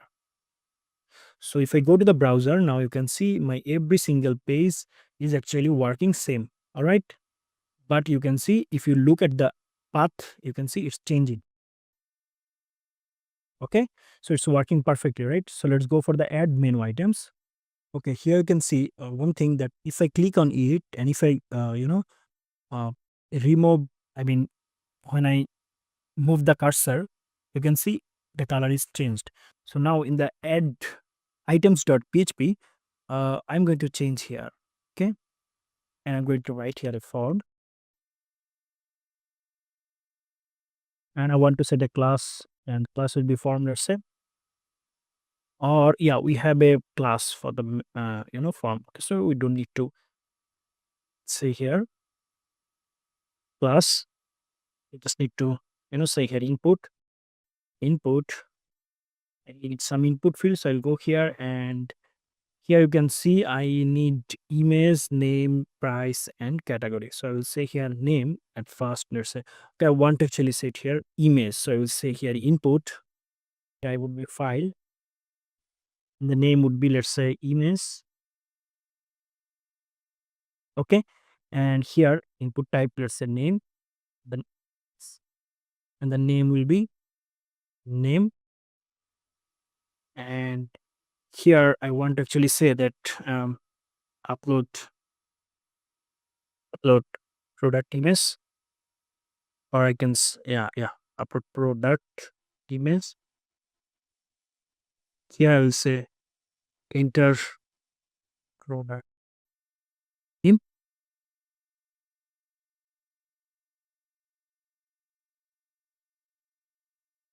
and here I will say input, and this one will be what price, and then here I will say price, and I need input category. So I will say category here, right? Okay. So okay, so price will be number. Okay, NUMBER, and type would be this type would be text, and name would be category. Let's say CATEG or category, and here I'll say enter price, or I can say product price colon. Here I will say enter product category, and I want a button. I'll say input submit button, and the name would be submit also, and the value I want to set for the submit button value add product or add item. Okay, so not product, actually I want to set here item. All right, so item name, item price, item category, and okay, and here I want to set a class for the submit button. Let's say item, okay, submit it here.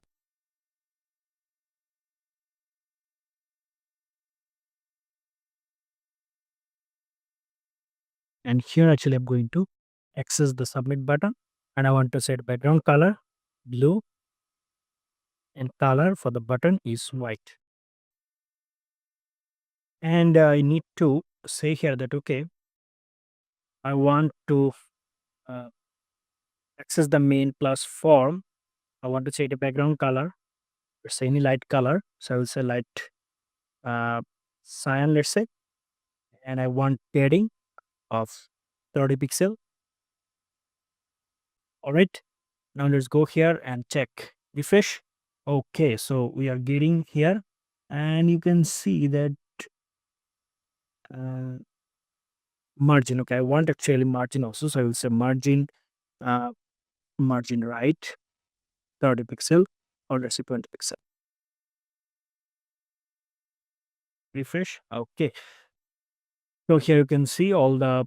So this is the background color for the form. Okay, and the input fields are messy. Okay, so let's fix it. So I will say here that okay, dot main class call the input fields will be,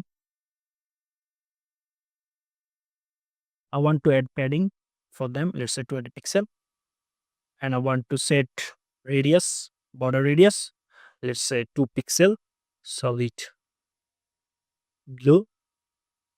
All right, or the same border, right? Okay, border 2 pixel, um, pixel solid blue. Refresh. All right, and I want to show them in a column wise. So I will say all the items should be displayed as block. Refresh. Okay, and I want to show them in the center. So I will go here and I will say that text align should be center. Refresh, and all the text are in the center but not the fields. So I will say align items center. Can I access the property? No, not really. So I will actually remove it. I want to actually set margin left, not margin left actually. I want to set for the input. Okay, I will say margin left, let's say 50 pixel first. Refresh. I want to actually show them in the center. So I will say here that okay, I will say here 250 pixel. Refresh. Almost center. So let's make it 300. And here you can see I want to actually set the text in the center. So I will say text align center. Refresh. Now they're in the center, but okay, I can set here 400, let's say. And I want margin top for the input. So margin top will be, let's say, 10 pixel. Refresh. All right. So we have, upload image item here and everything. We can actually do this and category and then add item.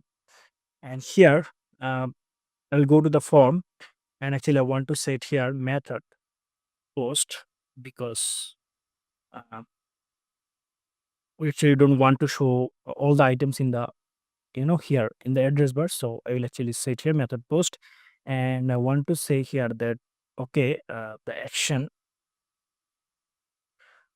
I mean, where it will actually go. So the action will be the same page. So add items dot php. Okay. So if I click on add item, now you can see that they are in the same page. But the problem is we have file also, right? When I use file, we have to use here a type, and there is multipart slash form data. So you can see action add item.php method post in type multipart form data. So now if I go here, let's say enter, and let's say add item, and now you can see they are redirecting to the same page. So I will go at the top and I have to receive all of them. All right. So here you can see I am checking that if any user session, I mean any session user ID, that time actually we will enter here. So if the admin, then we'll actually enter here, otherwise we'll actually redirect into the admin dashboard, I mean user dashboard. Okay, so for the admin we'll actually say here that if is set the submit button, so the method is post. All right, so I'll say here dollar underscore post method, and the variable is submit for the submit button. So the variable name is submit, right? The submit button, you can see type submit and name is also submit. So we have to say here that okay, submit. So I'll say here that if we set submit button, I mean if submit button place, we'll enter here. We'll check. We'll actually store all the variable. I mean all the fields value in local variables. Okay. So here you can see at first we are getting image. So let me show you image after all of them. So let me add rest of them. So first of all, name, let's say.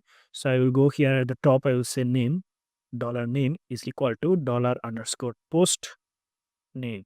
The field name was name. All right, and I want to actually copy all of them. So copy, paste, paste, paste. So the second one is what?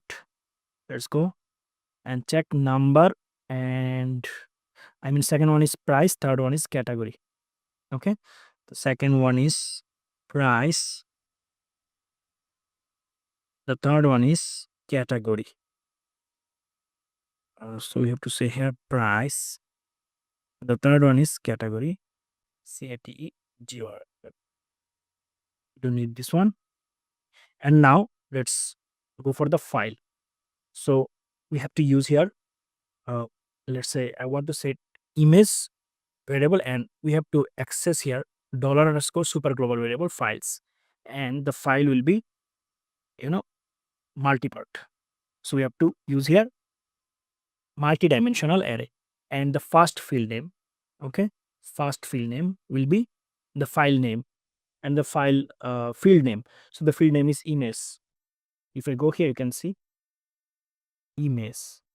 Okay, name is image, and we need to know the image name. So for this, when I submit or upload anything, let's say here when we upload anything, what can I say? Let's say we have no image. Okay, let's say this one.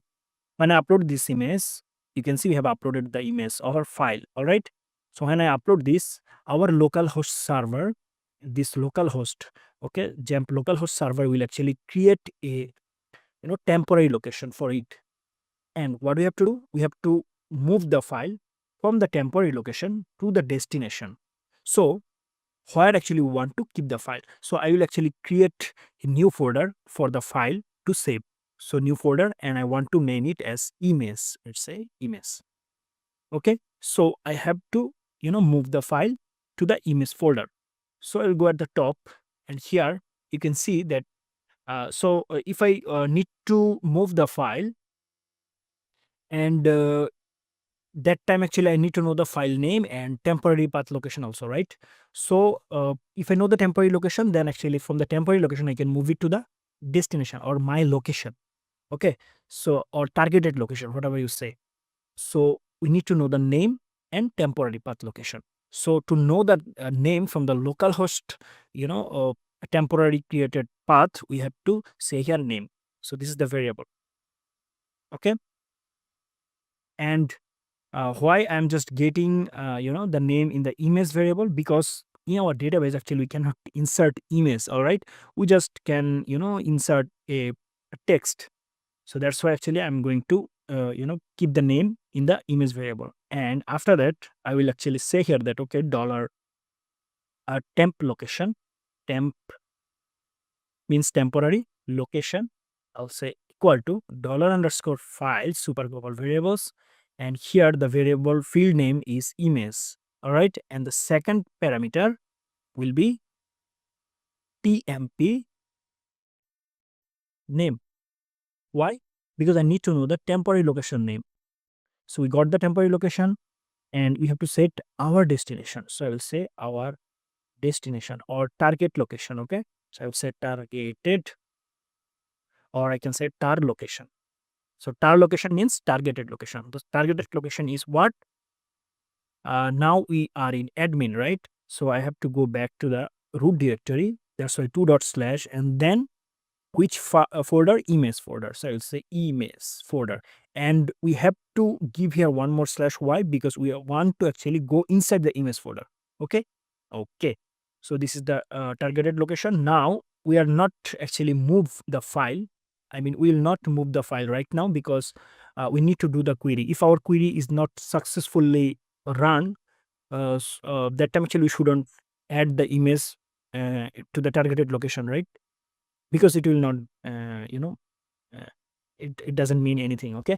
So here at first we have to do the query. So for the query we need connection. So at the top I will say include, I'll say here connection, that is db.php. All right. If I go here, you can see that in the login we have include db.php. So I'll copy it, paste it here. Okay. Include db.php. Now actually I can access, I mean I can connect to the database. So I will say here $SQL, the query. And the query would be, for the insertion, I will say insert into the database. And the database name is, sorry, the table. The table name is menu items. So I will say here menu underscore items. So I'm saying that insert into menu items. And now I have to mention all the columns. So let's mention all the columns one by one. We don't need any ID because ID will be automatically incremented. Okay. I need image. I'll say image, comma, chicken bites. Okay. So name, comma, price, comma, category. So we have mentioned all the column name. Now we have to set the values, and the values we have to separate through comma, and we have to give single quotation 5 times. Why? 1, 2, 3, 4 times. Sorry. So second and third and fourth. All right. The first one would be the image we are getting from here. So $image, let me copy it and paste it here. So I'll not copy paste because it will take too much time. I will say that the name would be a dollar name. Okay. And price, dollar price, and category, dollar category. Here you can see we have set all the values also. Now I have to execute the query. So I want to execute the query and I want to set the query result into a variable that is called result. I want to say here mysqli underscore query, the function I'm going to use here. And here I need connection variable, and we are getting the connection variable from the db.php. Here you can see con dollar con comma dollar SQL, our query. So now we'll say that if the query is not executed, so at first I'm going to say if not dollar result, then we'll actually show the error. So echo error will show the error. So the error will be dollar on error is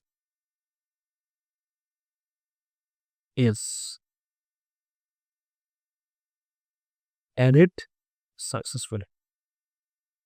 Item added. Okay. Item added successfully.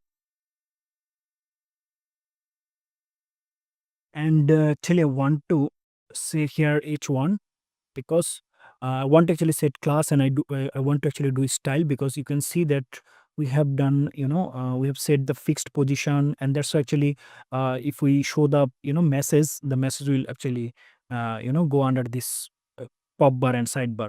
So we have to show the message here. So I will say that okay, I want to set margin and padding. Okay. Sorry, margin top and margin bottom, sorry, left. So I will say here style. I will say here, I will say that okay, margin left, I want to access the margin. So yeah, here you can see for the sidebar we have with 20%, and You can see that margin left. I can actually copy from here. Let's say our result is done. So what we have to do, we'll actually say here that okay, now move the file. Okay, now move the file at first, then we will actually show it. So I will say here move uploaded file function, and here the first parameter I have to say the temporary location. So the temp location, all right, we are giving here, and we will say targeted location at the next parameter. I would say dollar targeted location. So tar location. Here you can see target location, and I need the name also, so that actually I can fetch to the name. Okay, so what is the name? This image. So I'm getting the name here. So actually I'm going to copy it. Targeted location, concatenation sign, then image. All right, colon, done. Because when the result query will be successfully done, okay, that time actually I can move the file. Otherwise I don't need to move the file. So now let's go and check if it is working perfectly. Refresh. Let's go for menu items. Oh, no such a file or directory. Restaurant admin add items. Steam. So the number 3 line. So let's go to the number 3 line. Okay, so we have to give her double dot slash. Why? Because we are in the admin folder, so we have to go back to the root directory. That's a double dot slash, and then in the root directory we have the db.php file. All right, so now let's go back and go here, and there is no error. Now let's go and let's download some items. So I'll back. So I have downloaded the image from here, and here you can see crispy chicken bites. So actually I'm going to keep this chicken bites. So I'll go here, and I want to set the name, and I want to browse from here, and I'll go to the downloads, and here, and I have upload the image, and let's say price item. So the price item is what? So select a valid value to the two nearest valid values are 5 and 6. Okay, so we cannot actually access the float values. I'm not sure it will work or not. So here I will say that step. I can say here any. Now let's go, and now an item. Let's say I want to refresh it, and price. Okay, item price. Let's say 5.5. Item image. Let's say this one. Item name. uh, this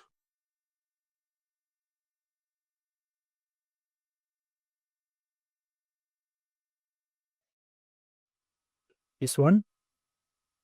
Item category Thai. Let's add item. Item added successfully. Here you can see in the else, okay, add items.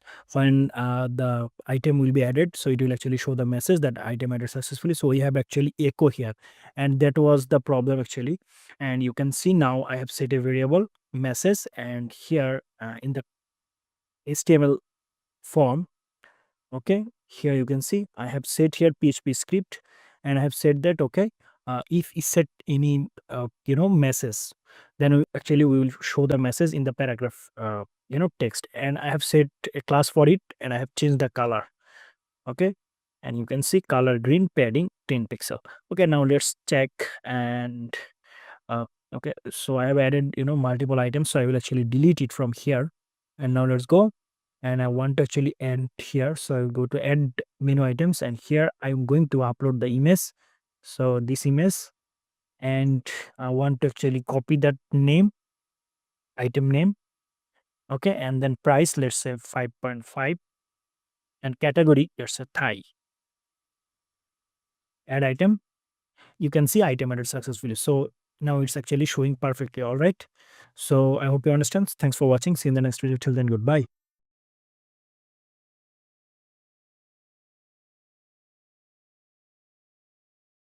Hello everyone, welcome back to another video. So in our previous video, we have added menu items, right? Now in this video, actually, I'm going to fetch menu items here. So let's go, and here, it in the stream of all of them. So yeah, view items. So let's say when admin will click here, view items, we'll actually enter in this clause. So here at first actually I have to start the connection. So I will say include dv.php. All right. And here I want to say that, okay, now I want to fetch all of them. So uh, here I will say that dollar $SQL is equal to,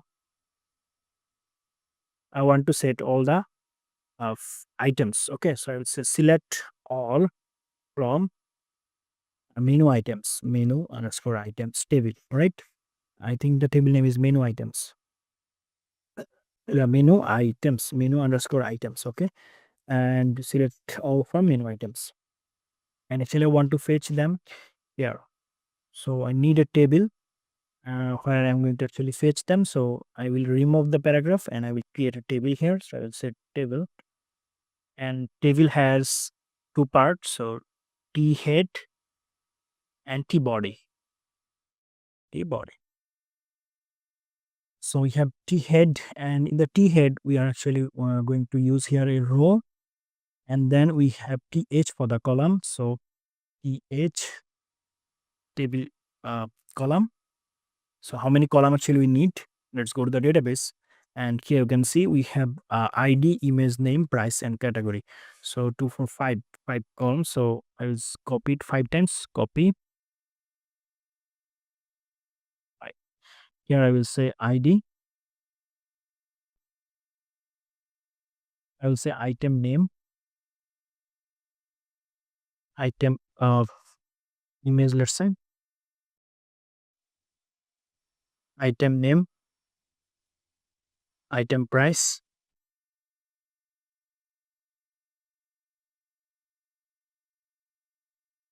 and the last one is item category.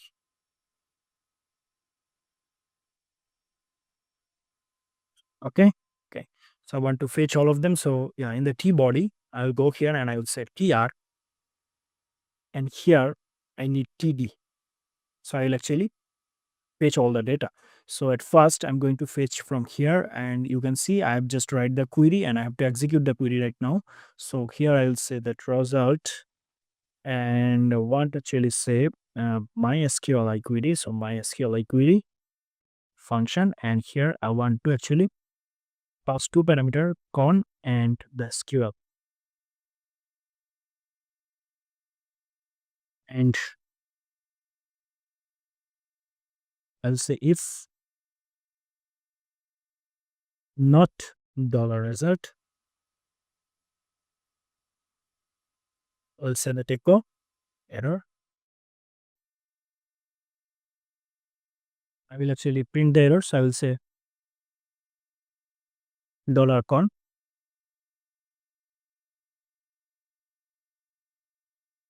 else we'll actually fetch all the item here. So I'll go, I'll come here, and in the T body, I'll say that, okay, want to fetch all the data, right? So yeah, I will say here PHP script, okay, and I want to say that a loop. Actually, I want to write a, okay, let me just say here not loop at first. So I will say here that dollar row, a variable, and here I'm going to actually fetch all the data as associative array. So I will say MySQL I fetch as assoc, and the variable is result. We are getting the result from here at the top. Okay, so the result, and here uh, our table can have multiple data, right? If I go to the table here, if I refresh, now you can see we can have multiple data, right? More than one. Okay, and you have added the image successfully. Yes. So yeah, we can have multiple data. So in that time actually we need to run while loop. Okay, so I will run here while loop, and I will keep the row inside the while loop. So I will actually end the while loop here, and I will give a curly braces, opening curly braces here, and I will actually uh, end the curly braces here. PHP script curly braces like this. All right. So our loop is done, and now here we got the row as all the value as associative array, and we are storing the values inside row variable, and here we have to paste all the row values. So first of all, I need to mention here 5 columns. So 1 2 3 4 5. Here first row dollar id. All right, but we need to echo them, right? So we have to write here PHP script like this, and we need to echo here. Okay, no problem. And let me just remove it. So yeah, that's it. And here I need to say that okay, dollar row the variable, and I need to know the column name. So here you can see we have ID. So I will say here ID. Let me just copy it, and let me just give here a colon, semicolon. Here I want to paste it, and I want to know fetch the second column, that is image. So I will say here image, and the third column paste. Third column is name, so I will say here name. Fourth column is price. I'll paste it, and I will say here price. And the fifth column is category. CATEGOR. All right. So now you can see we have fetched all the tables here in the table. Okay. All right. So I'll go here, and I will actually go to the view items, and here you can see we have the problem. So I will go at the top, and I will remove it. Sorry, I will actually give here double dot slash, because we are in the admin folder. We have to go back to the root directory. So refresh. Okay, now you can see we are getting all the items, right? We are getting the image name also, but not the image. So actually I want to fetch the image. So to fetch the image, we have to say here that we have to use here image tag. Okay, image tag. So let me just type here image, and you can see that we have source. So in the source, currently we are in the admin directory, right? We have to go back to the root directory. So double dot slash, and then our image folder, because we have stored all the file in the image folder, then slash, then the file name, and file name contain this PHP script. So I'll actually paste it here. All right, so here you can see the image name, price, and so I'll actually paste, yeah, give here semicolon. All right, so let's go here and refresh. Now you can see we get the image, and the first one has no image, but the image is too much. It's taking too much width and height, and we are getting scroll bar also. So let's go here at the top, and I will say that okay, I don't want any overflow in the x-axis. So I will say here overflow in x-axis hidden. All right, refresh. Now you can see there is no scroll bar, but the problem is our image is actually big size. So we can actually set the width for the image. So I will go here, and let me just say here style, and I will say that okay, I want width of the image, let's say 100 pixel. That's it. Refresh. Now you can see we are getting error. So why? We have to say here style.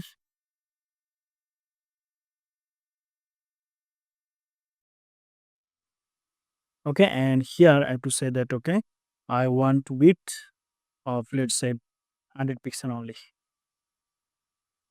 Refresh. Okay, so now we can see we have ID, and we have image. We have image name, item price. I mean price name, price. Okay, item price and item category.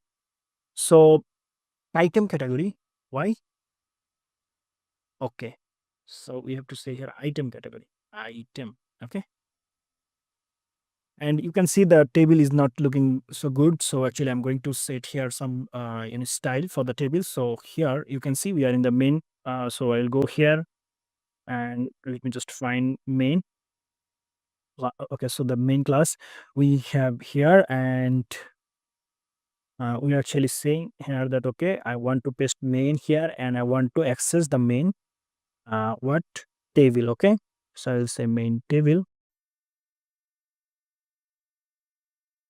main variable table. Okay,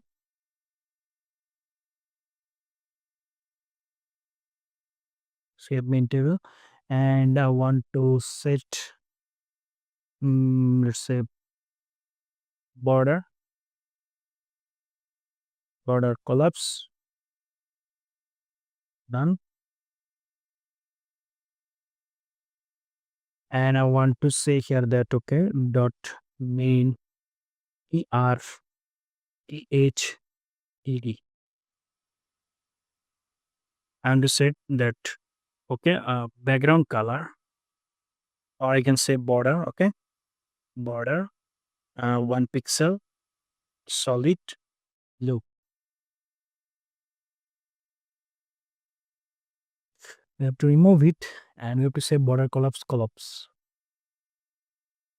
All right, and for the tr, and I don't need column for the tr. Sorry, I don't need border for the tr. I will add thnTD border. So I'll go to the browser, and here refresh. Now you can see it's the table. Okay, and actually I want to set width, full width. Okay, so I will say width 100%. So here you can see, and we can actually set that may tr.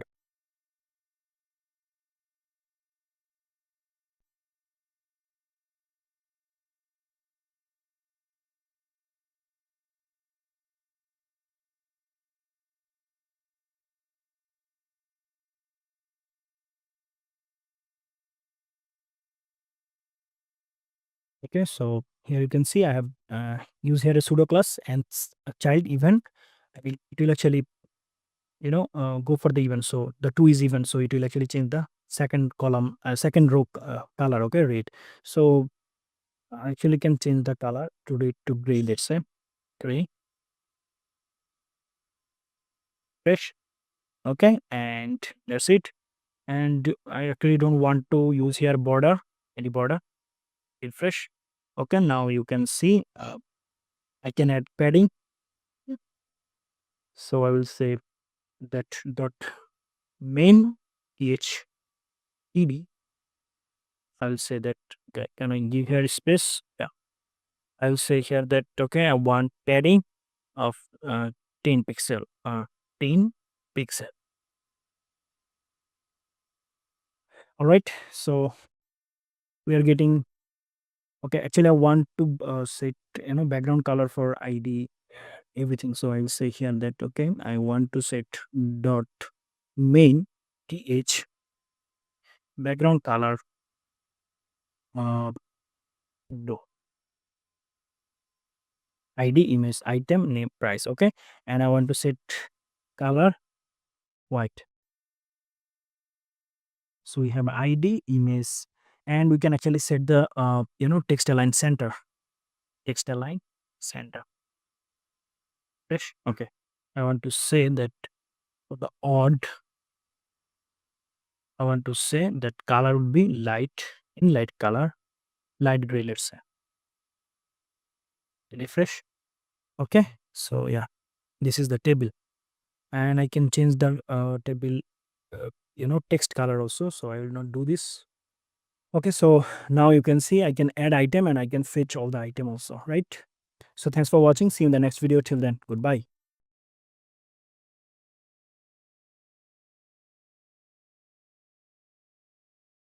So in this video I'm going to show you the you know menu. I will actually change the index page here, and here we will actually show all the menu items. Okay, so let's go for the design purpose, and here I would say you can see we are in index.php, right? So I will say here HTML, and I will press tab.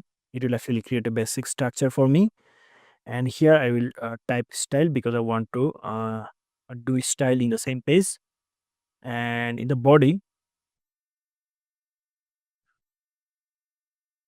So in the body, actually, we are going to, display all of them. I mean, let's design now index page, okay? And actually want to fetch menu items from the database. So at first, actually, we are going to complete the design part. So here I'm going to say that let's say I want to create a div at first. I can actually use semantic tag, let's say header, and here I'm going to use h1 at first. Okay, or I can say order your favorite item, and here I will hr. I'll write hr here. Okay, now let's go here and refresh. Okay, so this is the thing, and I'll actually give it a class header. Want to mention it here, so I will say dot header, and here I will say that I want the background color, and I want to set it light, or let's say just to check the color. Okay, yeah, and I want padding of, let's say, 40 pixel. That's it. And actually I want to set universal sign because I don't want any margin, and padding initially. Okay, if I need I will change it. Okay, so now you can see order item, and here um and at first actually I'm going to add a navbar, and here I will use ul then li. So I need some link. Let's say I want to go for anchor tag here, and the first one would be, let's say, a login. Okay, and I need some link, so I copy it, paste it, and this is for the registration, and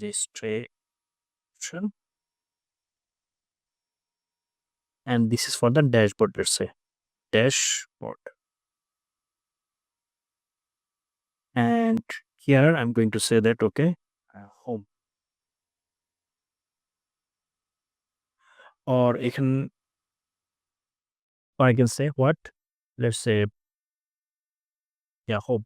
Okay, so the home will be, let's say, index dot php, and the login will be login dot php, and the registration will be register, right, dot php, and dashboard will be dashboard, any dashboard, let's say. Okay, so now let's go here and refresh. So now you can see we have a nice ul here. So actually I'm going to give it a class. I'll say nav navbar. Okay, and I want to mention the class in the style section.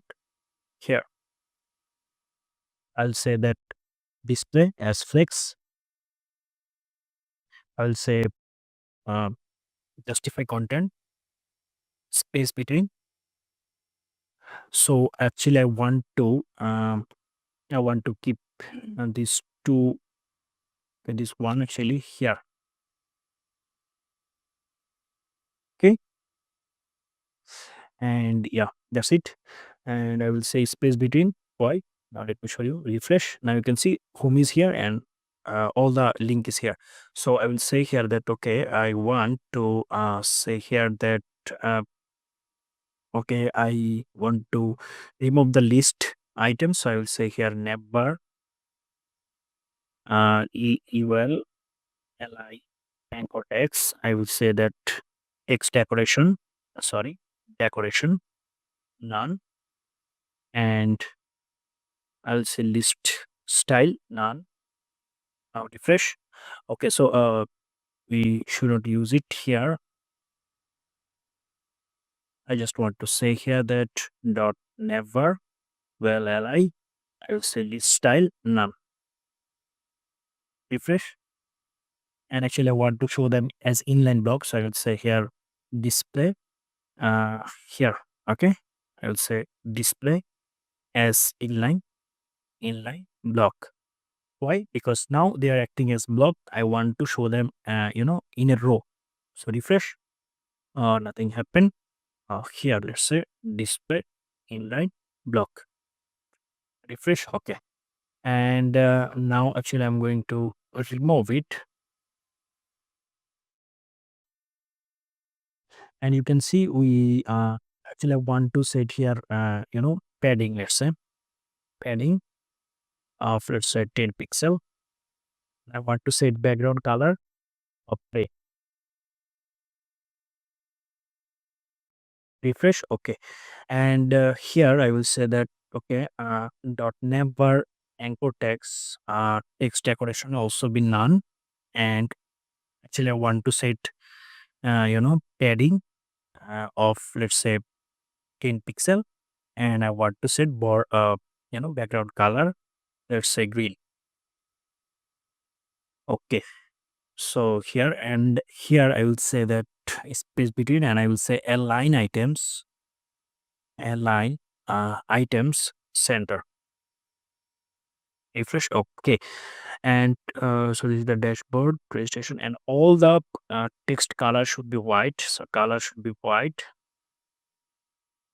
and this one also color should be white. Okay. So it's look awkward. Okay. So actually I can change it. So I don't need background color, so I will actually remove it. Background color, I don't need any background color. Okay. Refresh.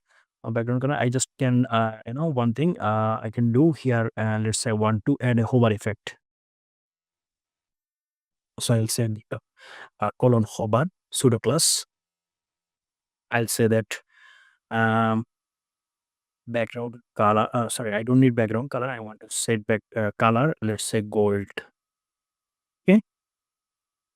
So if I hover on it, I have to give here one. Okay. And now you can see it's changing the color, right? So it's look good. And now let's go for the header. The header text align should be center. Decoration text align should be center. Refresh. All right, and I want some padding. So I would say padding. Let's say 5 pixel. Oh, sorry. I have added padding already. So for HR, I will say that dot header. Uh, you know, what I'm using here, H1, right? Okay, I will say H1. I'll say header H1 margin bottom, margin bottom. Let's say uh, 10 pixel. Okay, I want to go for the section here. I want to add a section. Okay, and here I want to add a div for the card, and I want to set a class for it, and that would be card, let's say. And here I'm going to say that, okay, I want image at first. Okay, and then what I need is title, so I will say paragraph, or I can say here, let's say H3, and then I need P for the description, so I will say here lorem. That's it. Actually I don't need the long text here. I will actually remove it, and here I will say that product 1, and in the source actually I'm going to use a URL. So I will say that free images. I'll go here. I'll actually search here full, let's say.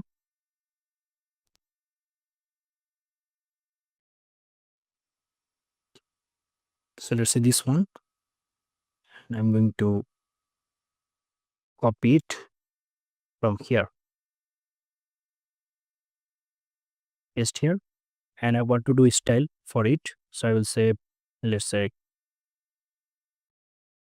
style would be, or I can actually give it a class, right? So I'll say a class. I'll say image. The class will be image. So I will go here and I will say dot img, or what I can say here is, let's say this is the class, right? Card. So I don't need any card here. I mean a class here. I just say that, okay, card dot image. So I will go here and I will say dot card image. I want to set width, let's say 300 pixel. Now go and refresh. Now you can see I have image here and I have all the things. So I want to set a, a design for the card. So I will say dot card. Okay, so at first actually I'm going to access the session. So here the section, so I will say class section, sorry, sec keyword section, let's say, or I can say product card. Okay, access it. I'm going to say here dot product card. I want to add padding of, let's say, okay, I can say here that okay, I want to show them as display as flex, and I want to say that flex wrap. Why? Because let's say I have 50 items, so it will actually continuously added by one. Okay, so we will actually get a horizontal scroll bar. So actually I don't want to add any horizontal scroll bar, so I will actually say that okay, I don't need any horizontal scroll bar. So I will say here that overflow in x-axis, let's say hidden. But when I say that hidden, it will actually, let's say I have 50 items. So actually, it will actually break all the item, let's say in the center or anywhere, because it will actually show all of them in a row. So that's why actually I have say here, okay, if I needed fix rep, please rep it. Okay. Okay. So let's go here, refresh, and all right. So I will say here, justify content center. Now refresh. Now you can see they are in center. Actually I don't need to put them in the center. I will say that okay, I want some padding, let's say 20 pixel. Refresh. Okay, all right. So I need the image and I am not getting the image here. Why? Can I get the link? Copy link. uh, Actually I want to paste it in the source, so I will go here. Let me remove it and paste it. Oh, I'm getting it, but it's not actually showing here. Why? uh, Here I will say that okay, I need the image. I need to go to the image folder. All right. Slash the file name is chickenbite2.jpg. Now just t. Okay. Now actually we can see it.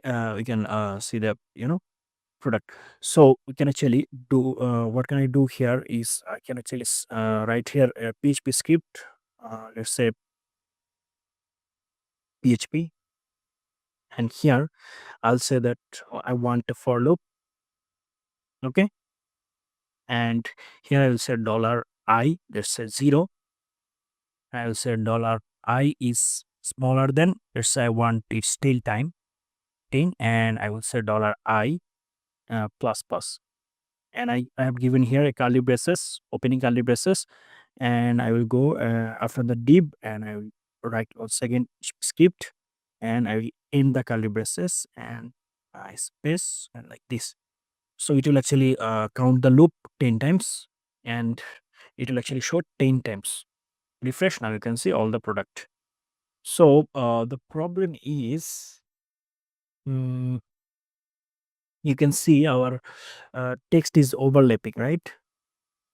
Description is overlapping. So I will actually say here that okay, all the card. I actually want to set dot card. I want to set the background color for the card. Let's say light, any light color. Let's say light, coral. Let's say. Refresh. Okay. But it's actually taking the you know section color. Why it's like this? Okay, no problem. I can actually say here, okay, I need margin little bit of first 5 pixel. Fresh. And now, and I want to text align, it's a center. Okay, so I want padding also. Padding, let's say 20 pixel. Refresh. All right. So this is our card. Okay. And actually I want to show them in the center. So you can see in the product card, actually I have used flex. So I will say here justify content center. Refresh.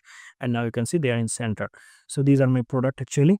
And actually I don't want to add margin at the top, or no problem actually.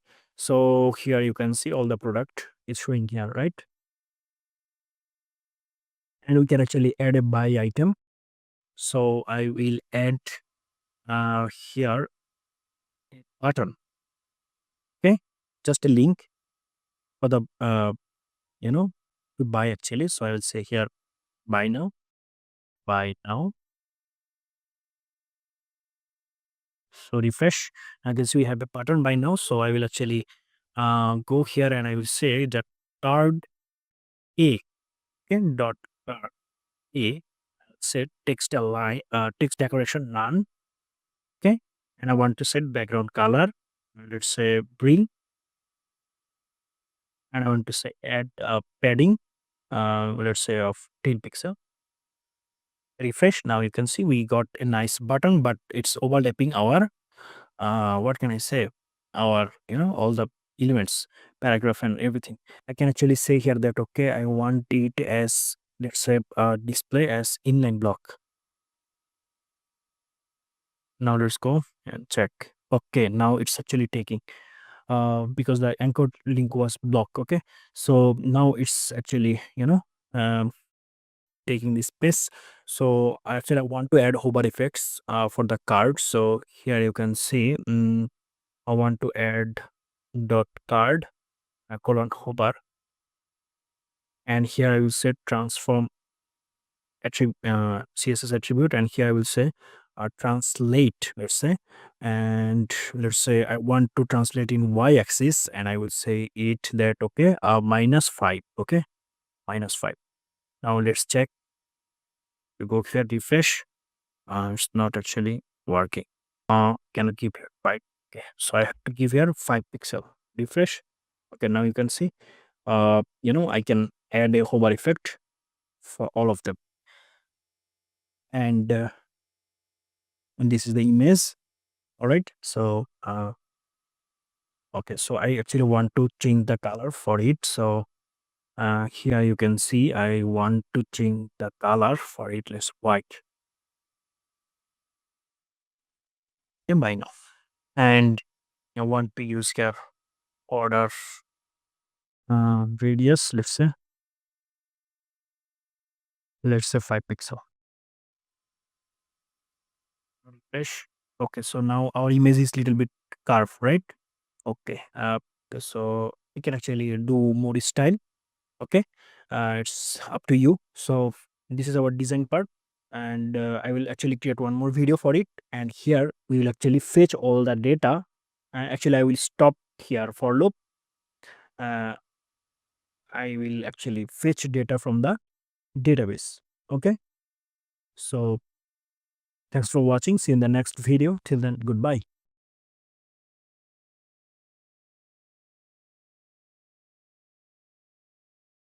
Hello everyone, welcome back to another video. We have completed the design part in our previous video. So you can see that I have changed something. So as I mentioned earlier that you just have to play with CSS to actually look better. So now this is the design. If you need code, you can contact with us. You can contact through social media, okay, social platform. So we have completed the design, right? Now let's go for the backend. So here in the index.php we have to fetch all the data, right? So at the top I will paste here everything, and I will say here question mark PHP. Okay, sorry, I have to write syntax like this, and here I need to fetch all the data from the from the database table menu items, right? So these are dummy text actually, so I have to go for the menu items. So I will say localhost / block php myadmin. All right, php myadmin. So here you can see I have run here a for loop. Why? Because I want to show the dummy text in 10 times, so that is the reason actually why I have right here. So now actually I want to remove this. Why? Because actually want to fetch all the items are available in the database table. Okay, so let's go here, and here you can see our database name is restaurant_db, and here we have a table menu items, and inside the menu items we just only have two data. I mean two product, or what can I say, two items, right? So let's fetch them, and I will go at the top in the index.php file, and here I will say that I want to include a connection at first. So I will say db.php, and what I need a query. So I have to write here SQL, and I want to write here query select star. Means I want to fetch all, select all from the table. The table name is menu items. Okay, so I got everything here, and now I need to execute the query. So I will say here result is equal to MySQL query function, and here we will pass two parameter. One is connection and another one is $SQL. Now our result will be executed successfully, and if not, we will actually fetch error. So I will say if not $result, I will say that echo error. Here I'm going to paste or show the error. Otherwise, else we'll actually do other things. So here I will go here at the body, and here before the card you can see this is the div. Actually I'm going to I'm fetching all the values, right?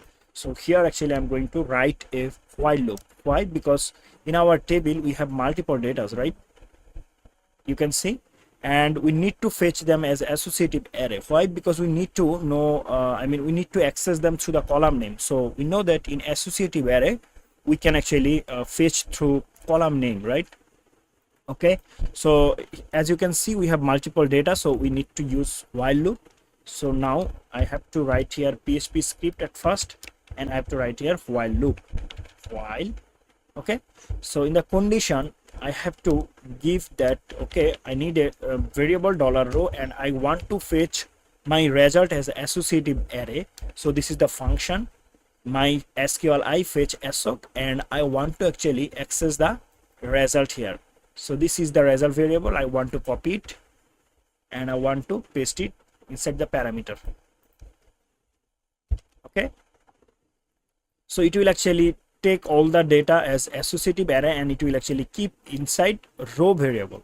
So the while loop will execute every single row in my table. So as you can see we have two row. All right, so it will actually count 2 times.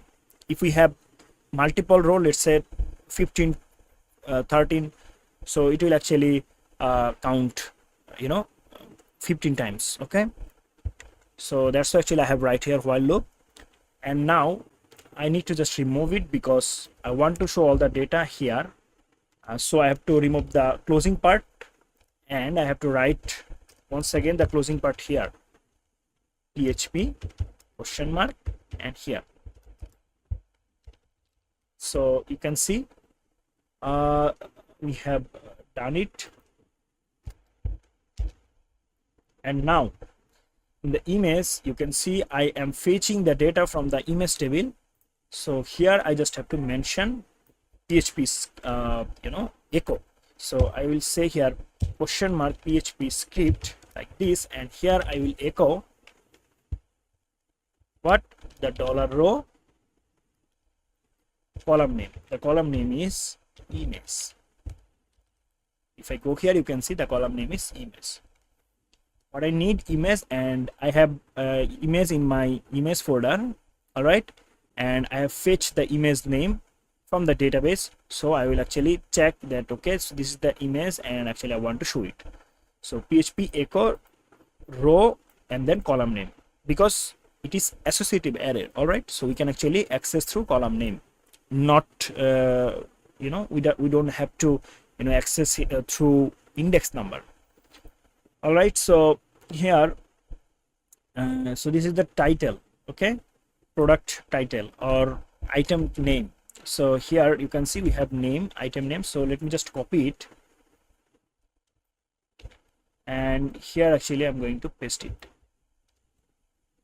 So this is the item name, so the column would be name, and this is the description. So I will paste here and I will say that okay, item item price and category, right? So here I will say the column name, and the column name will be price, right? Yeah, price. Nice. And we need one more column, so let me just copy it. And actually I don't need to know the category here. I mean, I don't need to fetch the category. All right, okay. So now let's check how it's look like. So let's go to the browser and refresh. Here you can see we have a syntax error, and that is in 128th line. Okay, so this one. Okay, so we have to close it here also. Now it will work properly. Okay. So as you can see, we have two items, and in one item actually we have added it inside. It was dummy text, right? And that time actually we didn't add image here. As you can see, it's a dummy text. So that's why actually it cannot actually fetch image, because we have only one image. So yeah, that is the reason.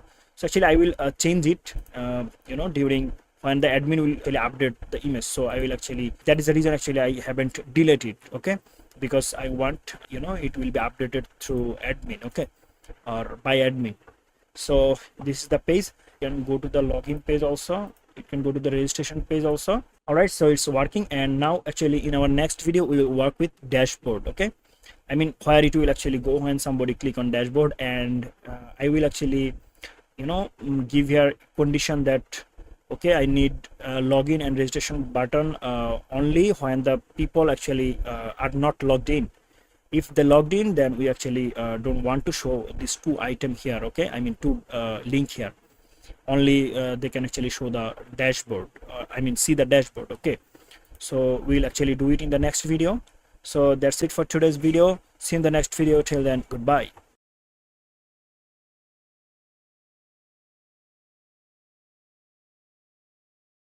Hello everyone, welcome back to another video. So if I go to the browser, you can see we have login, registration and dashboard three link here, right? So let's say if somebody log in, that time actually we shouldn't show these two item here, login and registration. We can only show the dashboard, okay? But let's say if not logged in, then actually we shouldn't show here dashboard. So we'll actually fix all of them. And let's say if somebody click on buy now, okay, that time actually we will check that if it is logged in or not. I mean the user is logged in or not. If not logged in, then we can actually we will check if logged in, then allow him or allow the customer actually to buy it. Okay, so here you can see we have right here buy now. So we have to change it because it cannot be buy now, it should be order now. All right, so let's solve this issue. So let's go to the browser, I'm code editor here, and here you can see I need to track the user logged in or not. So I have to use here session, right? So I will start session here. So here at first I'm going to change it to order now. Now let's go here and check if it is changed or not. Yeah, so now let's say if somebody click on order now, it will actually check the user is logged in or not. So we'll say here that PHP, and here I'm going to say that if is set dollar underscore super global variable session, okay, super global variable session, and if there is any user ID. Why? Because in the login page you can see that we have set session user ID. All right, okay, so we'll actually check if we set user session ID or not. To give here opening curly braces, and we'll check if we set user ID, then let me copy it and I will paste it here. So we'll actually close it here, curly braces. All right, so we close the if statement, and here let me copy once again, paste it here, we don't need it. And now I will say if it's not set user ID, so it will actually go to the login.php. all right, So now let's refresh it, and let's say now I want to order now, and here you can see I'm not logged in, so it will actually, it will actually took me to the login page. So it's done. So now let's go for the login, registration and dashboard issue. So here I will say that at the top, so let me just copy it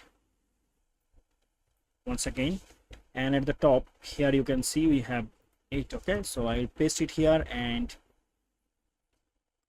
I'm going to say that okay, I don't need this one, let's remove it, and I want to cut it, I want to paste it here. So oops, not here, really here. So here you can see I'm checking that if we have any user ID, session user ID or not. If not, we will actually show these 2 items. And here I'm going to say that okay, if we have this item,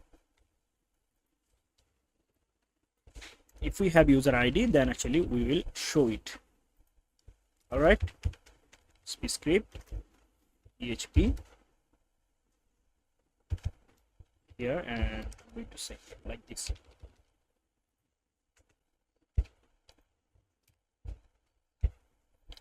So now let's check, refresh. Now you can see the dashboard is gone. And now if I let's say I want to log in, as just check how many users actually I have registered, tanbir@gmail.com, let's say, and password is 123, log in. Now you can see go for user dashboard. So let's go back to the root folder, the home page, and here you can see we have dashboard. And if I click on dashboard, it's not actually working. So let's go create a user dashboard, common user dashboard. Okay, so I will create new file here, and I will say that okay, the file name will be user dashboard, user underscore dashboard dot php. This is the file. And now I will say here that okay, go for user dashboard, user underscore dashboard dot php. And here in the login, we'll go to the login.php, and here you can see that if the login is successful, here you can see go for user dashboard. So we'll actually change it here. All right, we'll actually show him that okay, header function, and there will be location would be the user dashboard, user underscore dashboard dot php. Dashboard home, and now let's go for the dashboard, and now you can see we are in the user dashboard, but we have nothing here. All right, so we'll actually design it in our next video, no problem. And now one thing I want to share here, that you can see we can go to the admin. Okay, and in the admin dashboard we have to change here, right? So let's change here. I want to say here that header function, and here I want to set location is I have to go back to the root directory because I'm in the admin folder right now. So root directory, and then user dashboard, user underscore dashboard dot php. And let me just copy it. Okay, I have to give here semicolon, and let me just copy it, and I'll go at the here view items, and here also you can see we have to change it, right? And the add item also we have to change it. Okay, so we have changed everything, and now our project is okay. So we have actually solved all the common issues or common problems, whatever you say. The user actually can place order. Okay, so we'll work with user dashboard. Here you can see user dashboard, we have nothing in the user dashboard, so user can go to the user dashboard and can actually see the order. Okay, they have ordered, so they can order items. So we'll actually do all the things in our next video. Okay, so see you in the next video. Till then, goodbye.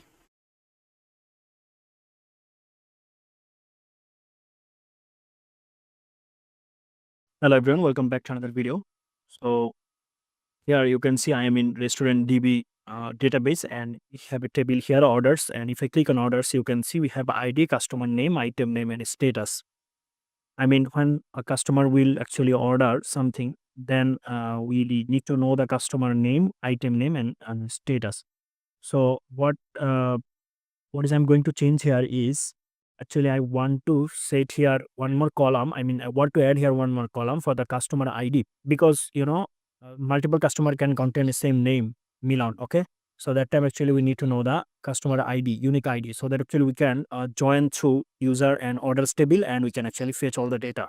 All right, so here I want to go to the structure here, and I want to add one more column before the customer name, customer ID also before the customer name. Okay, and not after ID. Okay, so after ID I want to add the column, go here, I want to set customer ID, customer underscore ID. So the customer and ID will be the user ID. All right, so here I need integer, right? The customer ID is integer, and that's it. So save, and here you can see him customer ID means user ID. So in the orders table, we have status also. So the status will be updated through admin or by the admin. Okay. Okay. So now let's go for the orders. Customer can place order. Okay. So go here, and in the index here, you can see that we have a button here now, order now, right? So let's say if not logged in, then it will actually took him to the login page, and the customer will actually logged in, then they can actually order it. So the order now, if they click on order now, it will actually go to the new file. Okay, so I'm going to create a new file. There is order underscore item dot php. So let's go to the index.php, and here I'm going to set the reference as order underscore now dot php. So you can see order now dot php. Now let's go to the browser, and I'm going to check here that how it's work. So I'll say that restaurant, and here you can see we are in home, and now let's say I want to buy it. Yeah, I'm a customer. So I want to actually click here order now, and it will actually go to the learnnow.php. So here you can see I have given here a wrong path. So I'll go here and I'll check it. So it's not order now, it will be order item, right? Order item. Go back, order now, and now you can see the order item PHP. So here I have to pass two things. So I have to pass two things with the parameter because I need to know the user. I mean, which user actually order it. Okay. So here I have to give a question mark, and I have to write here a variable, temporary variable. The variable, let's say that. So I have to set here a variable. The variable name is, let's say, user ID, because I need to know the user ID. And here I'm going to say equal, and I'm going to say here PHP script, and here I'm going to echo dollar row. Not really. I'm going to paste it here. Session user ID. Echo session user ID. Now let's go and go back. There's a want to buy now. Here you can see now we have user ID 103.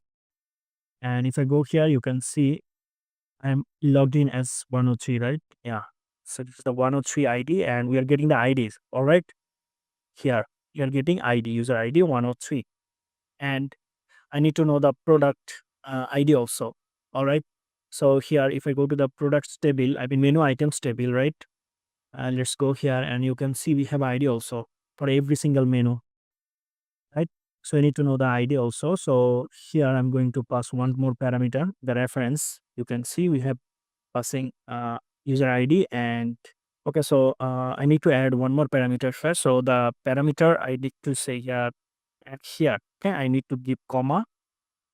Okay, and I need to say here, let's say menu ID, menu underscore ID, and I want to say here that what to PHP question mark like this, and I want to echo the column name from the row variable. So the row variable is containing all the column values from the on this menu items table. So here you can see we have ID. So I will say hello ID. I'm getting the ID also, right? From the order table. Sorry, menu items. So go back here and refresh once again. And now I want to order now. And here you can see I'm getting user ID 103 and menu ID 1012. So I'm getting all the ID perfectly. So now let's go to the next page. And here I have to receive all the IDs, right? So I will say here that PHP script question mark like this. And here I'm going to uh, restart session first. Session start. Why? Because I need to crack the user. All right.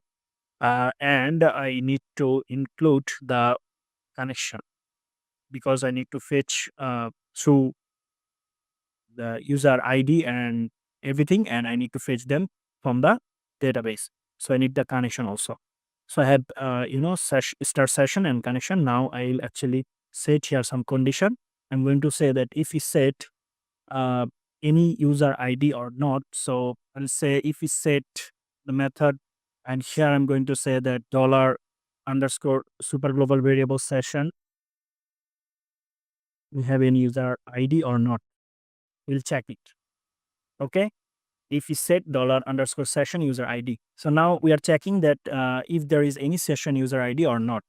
So if not any user ID, so we'll say else, we'll actually redirect him to the login page session login.php exit. If we find any user ID, I mean, we have user, right? So we'll check one more thing, that is if dollar underscore session super global variable type. So we have set in the login.php that we have a user type. So the session variable is user type. Let me copy it and paste it here. So we'll check that if user type is equal to, we want to paste the type is user. All right, because we have only two type and one is user. Let me go to the users table. Here you can see we have two type, admin type and user type. So we are checking here that if the type is user or not. So if the type is user, then it will do something. And if the type is admin, okay, then we'll actually redirect into the admin. So we'll say location admin slash admin dashboard dot php. Now here I'm going to say that, okay, now I check that if dollar is set dollar underscore super global variable get the variable from here, from the index page. So where is index page? Here. So you can see that we are passing two parameter. All right. One is user ID and another one is menu ID. So we have to receive them. So I'm checking here that if we set any, get variable or not. So we'll say here that, okay, if variable, then we'll actually uh, paste here the variable name, and the first one is user ID and the second one, so we are receiving user ID and $get $get the variable is ID or not really. So we have to go here, and here you can see our variable is user ID. So we have to go here and I have to paste it here, and the next variable is menu ID. Okay, so I have to say the menu ID, and I have to receive them. So I will say $user ID score ID is equal to copy it, paste it, and I will say $menu ID underscore ID or item ID, let's say item underscore ID is equal to $get menu ID. Okay, if I go to the orders table, here you can see we have ID, customer name, then item name and status. So I'm going to actually change here something. Structure, you can see I have item name, so I don't need item name here. Okay. I'll actually drop it. I don't need customer name also, so I will drop it. I will add here ID, customer ID, and I will add after customer ID, we'll add one more column, and that ID will be menu ID. Okay. So the menu ID or item ID. Item ID. Okay. Sorry. It here item ID. I mean, which item actually I have ordered or customer ordered. Okay. Item underscore ID. And we know in the menu items we have the ID, right? 101, 1011, 1012. Okay. So we need to know the ID. So here, this is the integer form. Okay. Now save it. So in our table, we have to add them.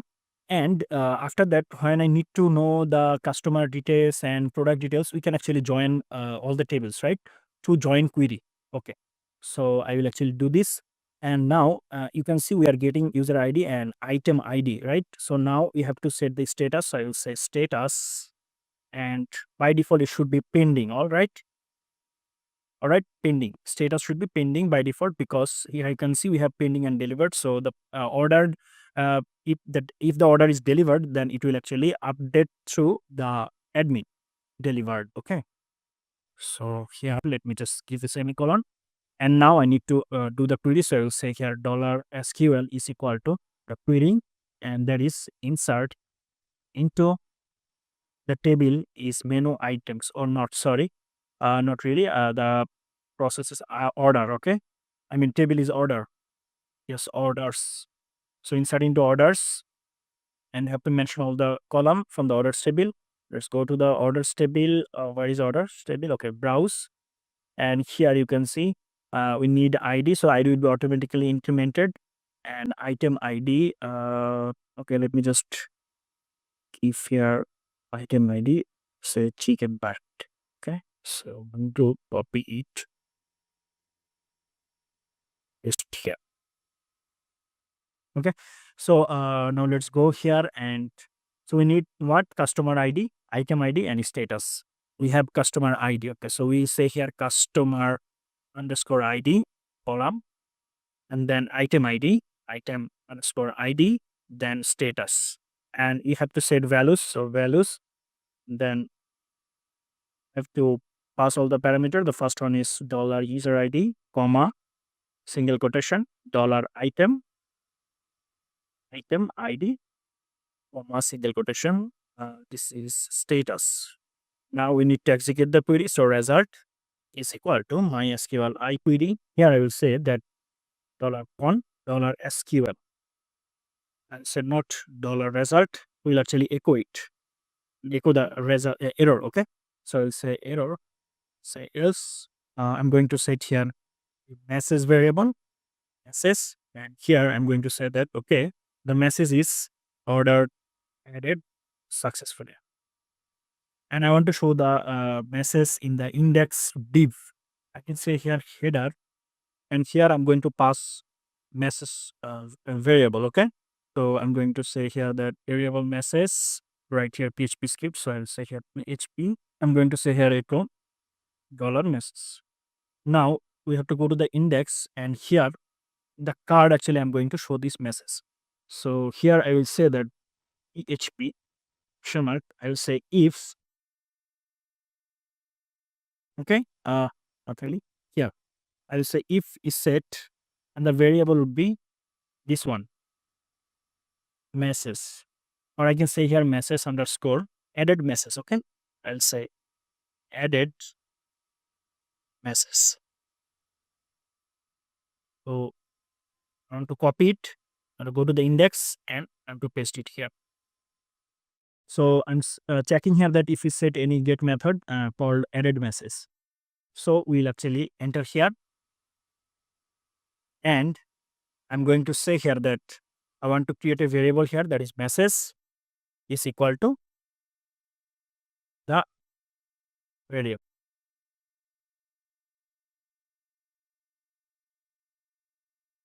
And here actually I'm going to add a paragraph, and I'm going to say here that yeah, okay, I have to close it at first.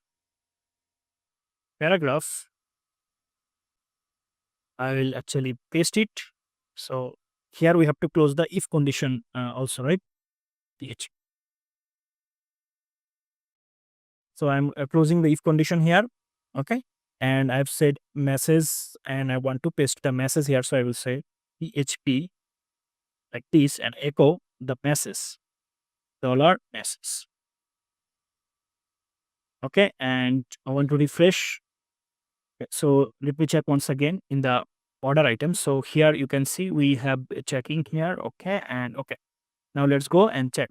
So let's say I want to order this one. So order now. Here you can see that I have order user ID 103102. So let me check if it is added or not. No, it's not added. Okay, so you just have to close it. So what we have to do, we have to give here two is set. Let's say the first is set and the second is set. So I will say here set. Second. Okay, so we are checking here that if we set dollar user ID and is set dollar get menu ID. Okay, and I'll go back and refresh order now. Okay, so I got the problem here. You can see I have used here comma, so we just have to give here, and sign. And now let's check if it work or not. So refresh order now. Okay, now it actually I think we have added the order, right? So let's go to the order table and refresh.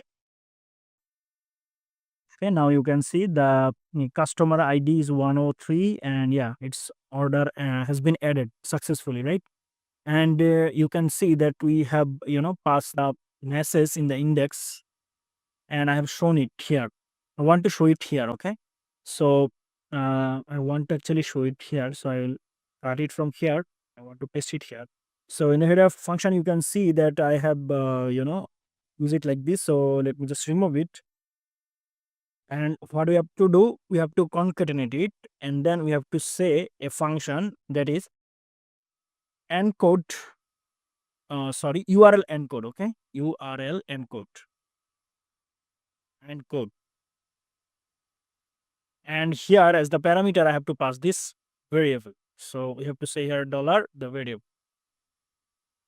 That's it. And now let's check if it is working perfectly. So I'm going to refresh it once again. And we have order now. So I can click on order now. And here you can see order added successfully.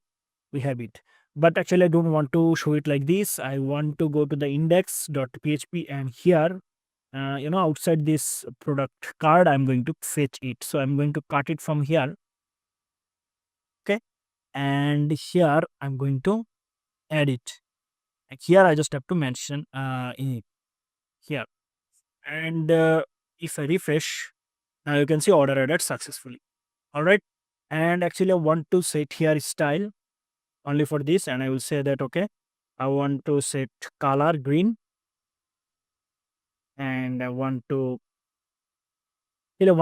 change it to H3, let's say. H2, okay? H2. Refresh. Now you can see order added success. If I refresh, now you can see I have added multiple orders. Okay. So we have done it successfully. Thanks so much for watching. See you in the next video. Till then, goodbye.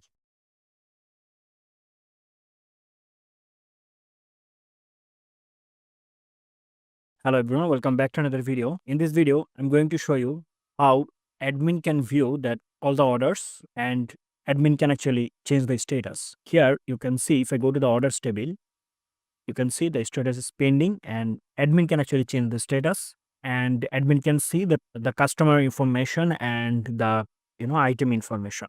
For this, let's say I want to log in as admin. So I say yamin@gmail.com, password 123.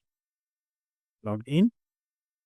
So this is the admin dashboard and this is add menu items and this is view menu items. Here you can see we are getting all the menu items and we can actually so these menu items actually added by admin and admin can actually see them.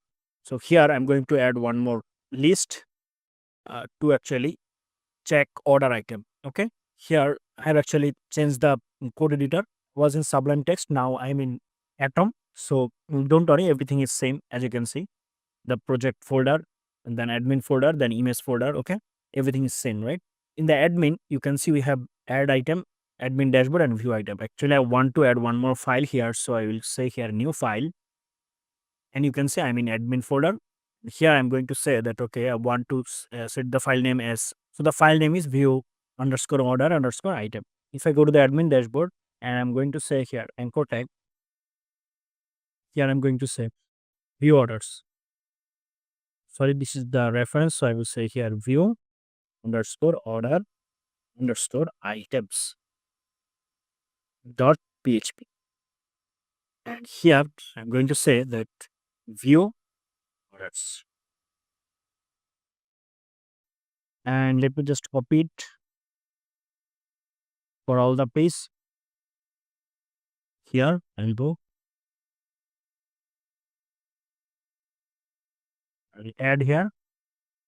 Okay, I will go to the admin dashboard and I will copy everything from here, and I'm going to paste it inside view order side. Here you can see if I go to the orders table, you can see that we have only customer ID and item ID. We haven't enough details right here. So what I can do here, I can actually join both table. Let's say the user table and menu items.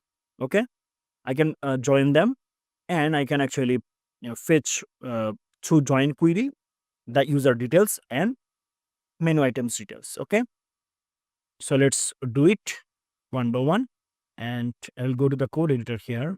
I can actually copy from view items, right?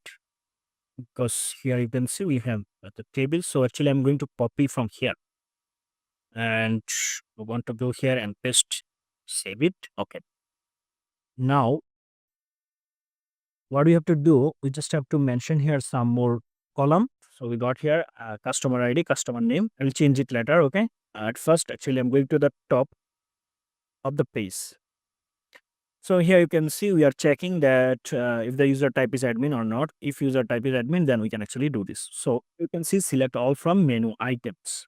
We just have to change here. Here actually I want to say that select what I'm going to actually, I don't need any everything. I actually want to fetch column name from the different table, right?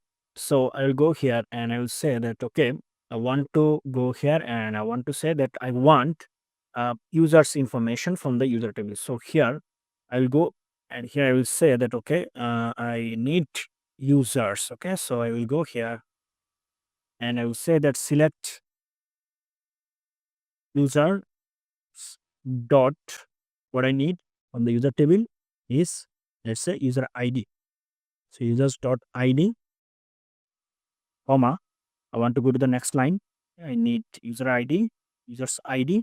Then I need users dot name, users table dot email, email, comma, users table address, users dot address, uh, users dot phone. That's dot. And what I need is from the menu items, right? So from the menu items, we need item image. So here we need menu underscore items, sorry, store items dot menu items image, right? Then menu items dot ID image, then name. So menu items dot name, price,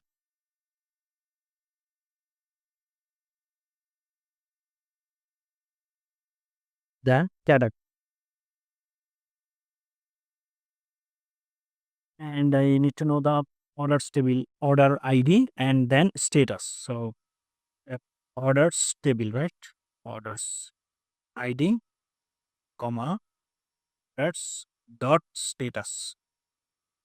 I'll say here from the table orders.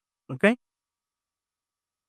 and orders, and I will say join query. So I can actually write small letter also. join. And now, what can I say? Actually, I want to say it here from here's and join. Okay, so for you actually, so that you can actually understand well, so I will actually write it in capital letter. Select, okay, then from, then join, join. Then we actually want to join two tables, right? The first one is users, so I will say users table. So we want to join users table on the basis of what, the ID, right? Because we have user ID here, and we are passing user ID in the orders table also, right? If I go here, you can see that we have customer ID, right? So customer ID is basically from the user ID, and item ID is basically from the menu items ID. Okay, so we will actually change here, and we will say that okay, we want to join through on the basis of ID. So on we'll go here and we'll say that okay, we have customer ID, so we join through sorry, the table name is orders, right? Orders dot customer underscore ID, right, is equal to, all right, customer ID is equal to users ID. Okay, so we'll say users dot ID, and so join, and the table will be menu items, right? Menu items on the basis of orders dot item underscore ID, right? Item underscore ID equal to menu items dot ID. Okay, done. So the query is done. Now we have to execute the result. So here you can see we have just write the select query. Okay, and we have fetch them from the orders table, but we just need to join them through the ID. Okay, we are getting from the users table. So both of them are commonly, common, same. That is the reason actually we can join them. Okay, so we join through the ID. So that's it. Now you can see we have result here, MySQL query, and else we'll actually do this. So let's go to the here actually, right? Can I do here? The first one is customer ID, right? So we are fetching the customer ID from the customer, users table, right? So in the users table, okay, in the users table we have ID, right? If I go to the users table, here you can see the column name is ID. So we have to mention here ID. So go ID, and then what? Then we need customer name. So we know that then table we have name. Okay, so we just have to say here name. So I will actually cut it from here and I will paste it here. So we have ID, we have name, then what? We have email, right? So we just copy it once again, paste it here, and I will say email. And we need address, right? Paste once again. And here I'm going to say address. So basically, I'm doing here that I'm just copying all the column name, right? According to the table, its own table, right? Users table. Okay. And then what I have here is you can see that I have fetch here email name, address, phone, and then menu items ID, menu image name, price category. So you have to just do it same. So here we just have to mention here one more column, and that is row ID in the menu items, right? Yeah. Then we have image. So we have the image here, you can see, and we are fetching the image from the image folder. So we need the name and price and then category. Name, price, and category. Okay. So you need to know the name. So let me just copy it once again, and I want to actually I want to paste it. Okay. So we need to know the name, then price, then category, and then from the order table, need two more column. So the first column. Okay, let me just copy from here. Okay, and here I want to paste it, and I want to know the column name from the order table. So we need to know the order ID, right? So here I need to say ID, and I need to set the status. So I will copy it and paste it. Status. All right, so everything is done. Now let's check if it's working or not. Go here and admin dashboard. Now, if I click on view orders, you can see that we have customer ID. You can see that I have here item ID. Okay, let me just fix it at first. So the column, right? So I have to go here. So here you can see we have customer ID, item price, and we need to add the two more column. Okay, at the top. So so this will be item. So we got the item price, right? So order ID, and then each order status. Fish order status, but one more column is missing here. Customer e- refresh. Now you can see it's working, right? Okay. So we are getting customer ID, customer name, customer email, customer address, customer phone number, and item ID. But you can see I'm repeating, the ID is repeating from the customer ID. You can see the item ID is not like one, but we are getting the ID from the orders table, right? We are not getting the ID from the customer and from the item, right? Because all the three table actually containing the same name. So we have to change something in the code. That is, we have to say here at the top, we have to say that, okay, I want select users.id as, I have to use here as, okay, as user underscore ID, okay, username, email, and this is the menu item ID. So I have to say here as menu, or I can say here item underscore ID.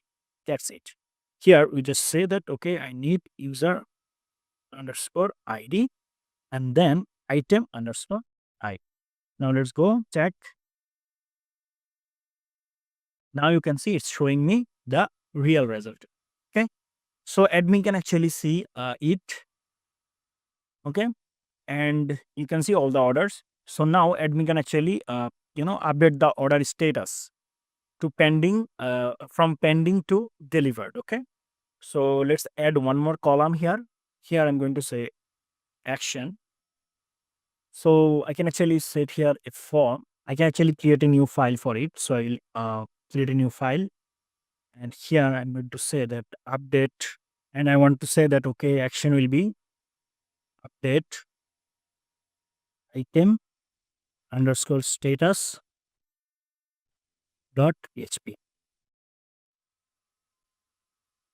Method will be post. And here I'm going to add input field because I need to know the, uh, you know, order ID, right?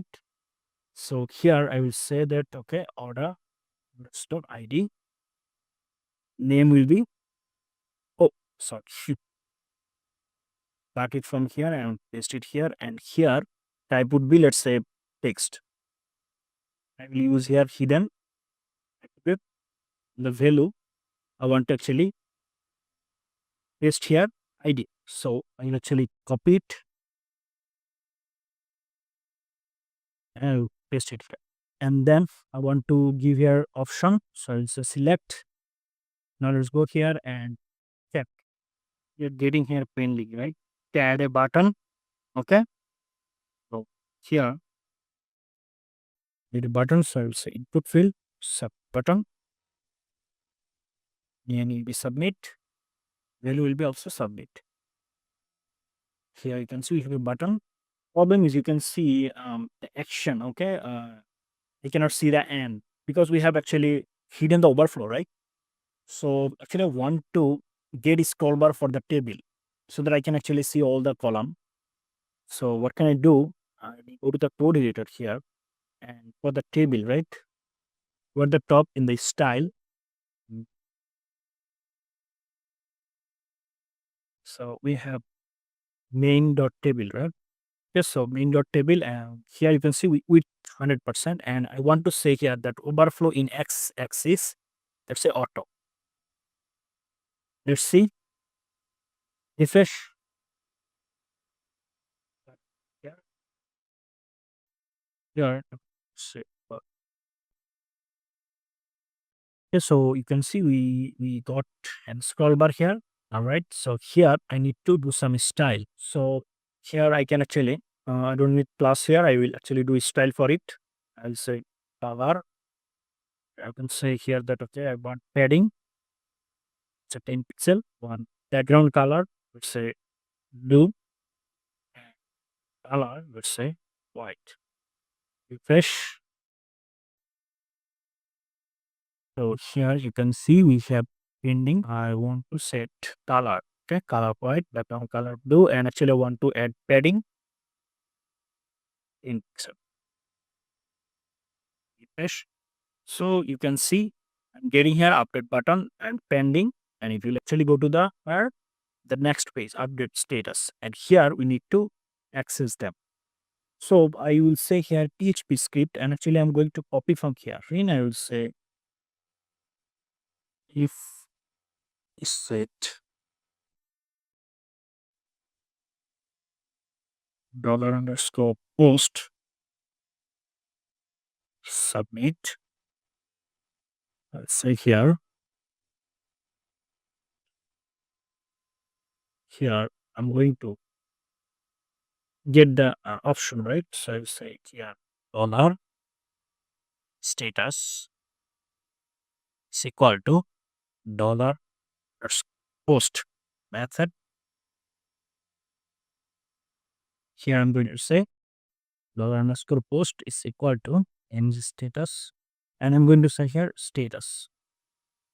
Then I will actually do update query here. So I'll say update the table name. So I want to actually set update orders table, right? Orders set status, right? Status equal to, I just want to set the value, and that is dollar status. Status. And here I need to say that fire ID is equal to, need to know the ID also, right? Okay. So I need to know the ID. Here you can see we have input here, right? Order ID. So I'm getting the order ID also. Go here, paste it, dollar order ID. I'm going to create here a variable dollar order ID. It's equal to dollar underscore post. Say here the field name. Here I will say that header. I mean, if the query is executed successfully, I will say here header. I will actually do back to the location. The location will be view orders item dot h. Now let's check here, and let's say I want to set here delivered. Okay, so if I refresh, if I go to the view orders, you can see all the items pending, and actually I want to set the first item as delivered. If I click on update, URL not server. Okay, we mention here TAS. So let me just be take TAS. Okay, status name it, because here you have mentioned that update item is status. Okay, so go back, refresh. Now you can see pending, and I want to actually select deliver here, and I want to click on update, and now you can see the status is delivered. So admin can actually update the order status. If I log out, now let's say login as user, so I will say put 3 password. Here you can see we haven't actually designed the user dashboard, so we'll actually do it in the next video. And the next video will be the final video for this project. So if you have any problem, let me know in the comment section. If you need the code, you can contact through social platform. So see you in the next video. Till then, goodbye.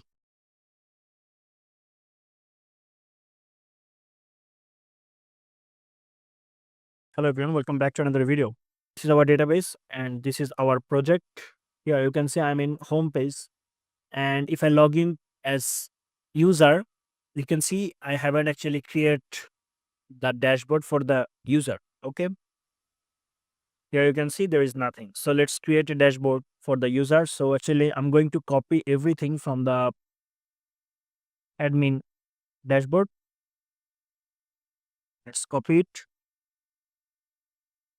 and let's go to the user dashboard, and actually I'm going to paste it here. What I have to do, I have to just say here user is admin, then go to admin slash admin dashboard. Admin dashboard. That's it. Nothing else. And here you can see in the sidebar we have multiple reference. So for the user actually, I'll say here user underscore dashboard HP, and here I'll say user dashboard. Okay, now let's go here and check how it look like. Okay, so here you can see we have user dashboard here, and we have a logout button also. If I log out, it will actually go to the, you can see it is going to the logout.php. So I have to just remove this part because now I mean not inside, I mean I'm not inside the admin folder. I'm in the root directory, right? So I don't have to give here double dot slash. So logout.php and the back dash logout. You can see I've logged out. Log in as another user, Tanvir at gmail.com. Sorry, I'm going to add here one more link, let's say. That is view orders. View underscore orders dot php. Here I'll say view orders. View orders. And I'm going to click on view orders. It will go to the view orders. So let's just create new file. View orders underscore orders dot php. Back view orders. Now you can see we're in the view orders. Here I have to copy all of them at first, paste it, and we are going to actually change here. So we are going to fetch the order, right? So here you can see view item order. So actually I'm going to copy the SQL. Look here, I'll go at the top for the user, and here I'm going to say, then I will actually join it. Then I will say where users.id is equal to, I will say that dollar ID. I need a user ID here from the current session. So I will say dollar user ID square ID is equal to dollar underscore session global variable. And here I'm going to say that score ID. Now I will say that dollar user score ID from orders, right? Okay, so I made a mistake here. So let's go to the orders table here at first. We have customer ID, okay? Customer ID. Where and say order orders dot customer ID is equal to dollar user ID. And now I have to execute the query. So let's go to the admin view orders item, right? Okay, here, and I'm going to copy all of them from here. Copy view orders, go at the top, and here you can see we have in here our query, and is we have a table here.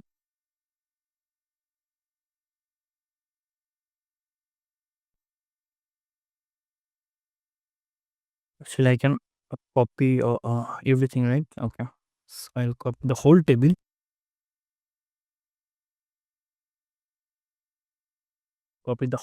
from here, and I'll go here in the view orders. In the mains class, actually, I mean main div, actually, I'm going to paste it. That's it. And what I need, username, email, phone, item ID, no problem actually. Name, price, ID, status. And I need to, copy all the delivery from Yes. So main th, main table, and this one. Okay, we just have to copy it. We just have to go to the style here, and here I'm going to paste. Okay, so let's go back. Okay, so here you can see undefined variable $con in number 24. So we actually haven't started yet connection, so I will say include um yes, CLUD include connection. So the connection is in db.php, so I will say db.php. I hope now it will work. So the orders. Okay, now you can see we are getting the orders. We don't need any action here because we are going to remove it. So we don't need any action. All right. Refresh the orders, and you just have to go here.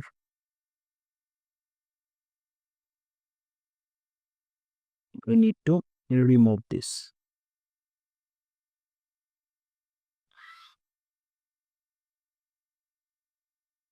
And here we just have to remove this because now we are in the root folder, right? So we don't have to give it. Okay, now let's go, and if I refresh here, now you can see we are getting all the values: customer ID, customer name, customer name. Uh, okay, item name and customer name same. So I'll go here. I'll change it the query. Okay, um, menu item name and then customer name. I would say customer name as user underscore name. Okay, so I'll copy it and I'll go here at the bottom, and here I'm going to paste it. And I have to go to the view orders item for the admin also. So I'll change here also. I'll say name add username, and I will go here and I will change the name also from here. So refresh. Now you can see the customer name Tanvir, and now if I log out, if I log in as milon@gmail.com, 123 in go view orders. Now you can see it's saying Milan only. I think the project is done. I hope you understand. If you have any problem, please let me know in the comment section. I'm assuming that you have understand well. So the project is done. Okay. So see you in the next project. Till then, goodbye.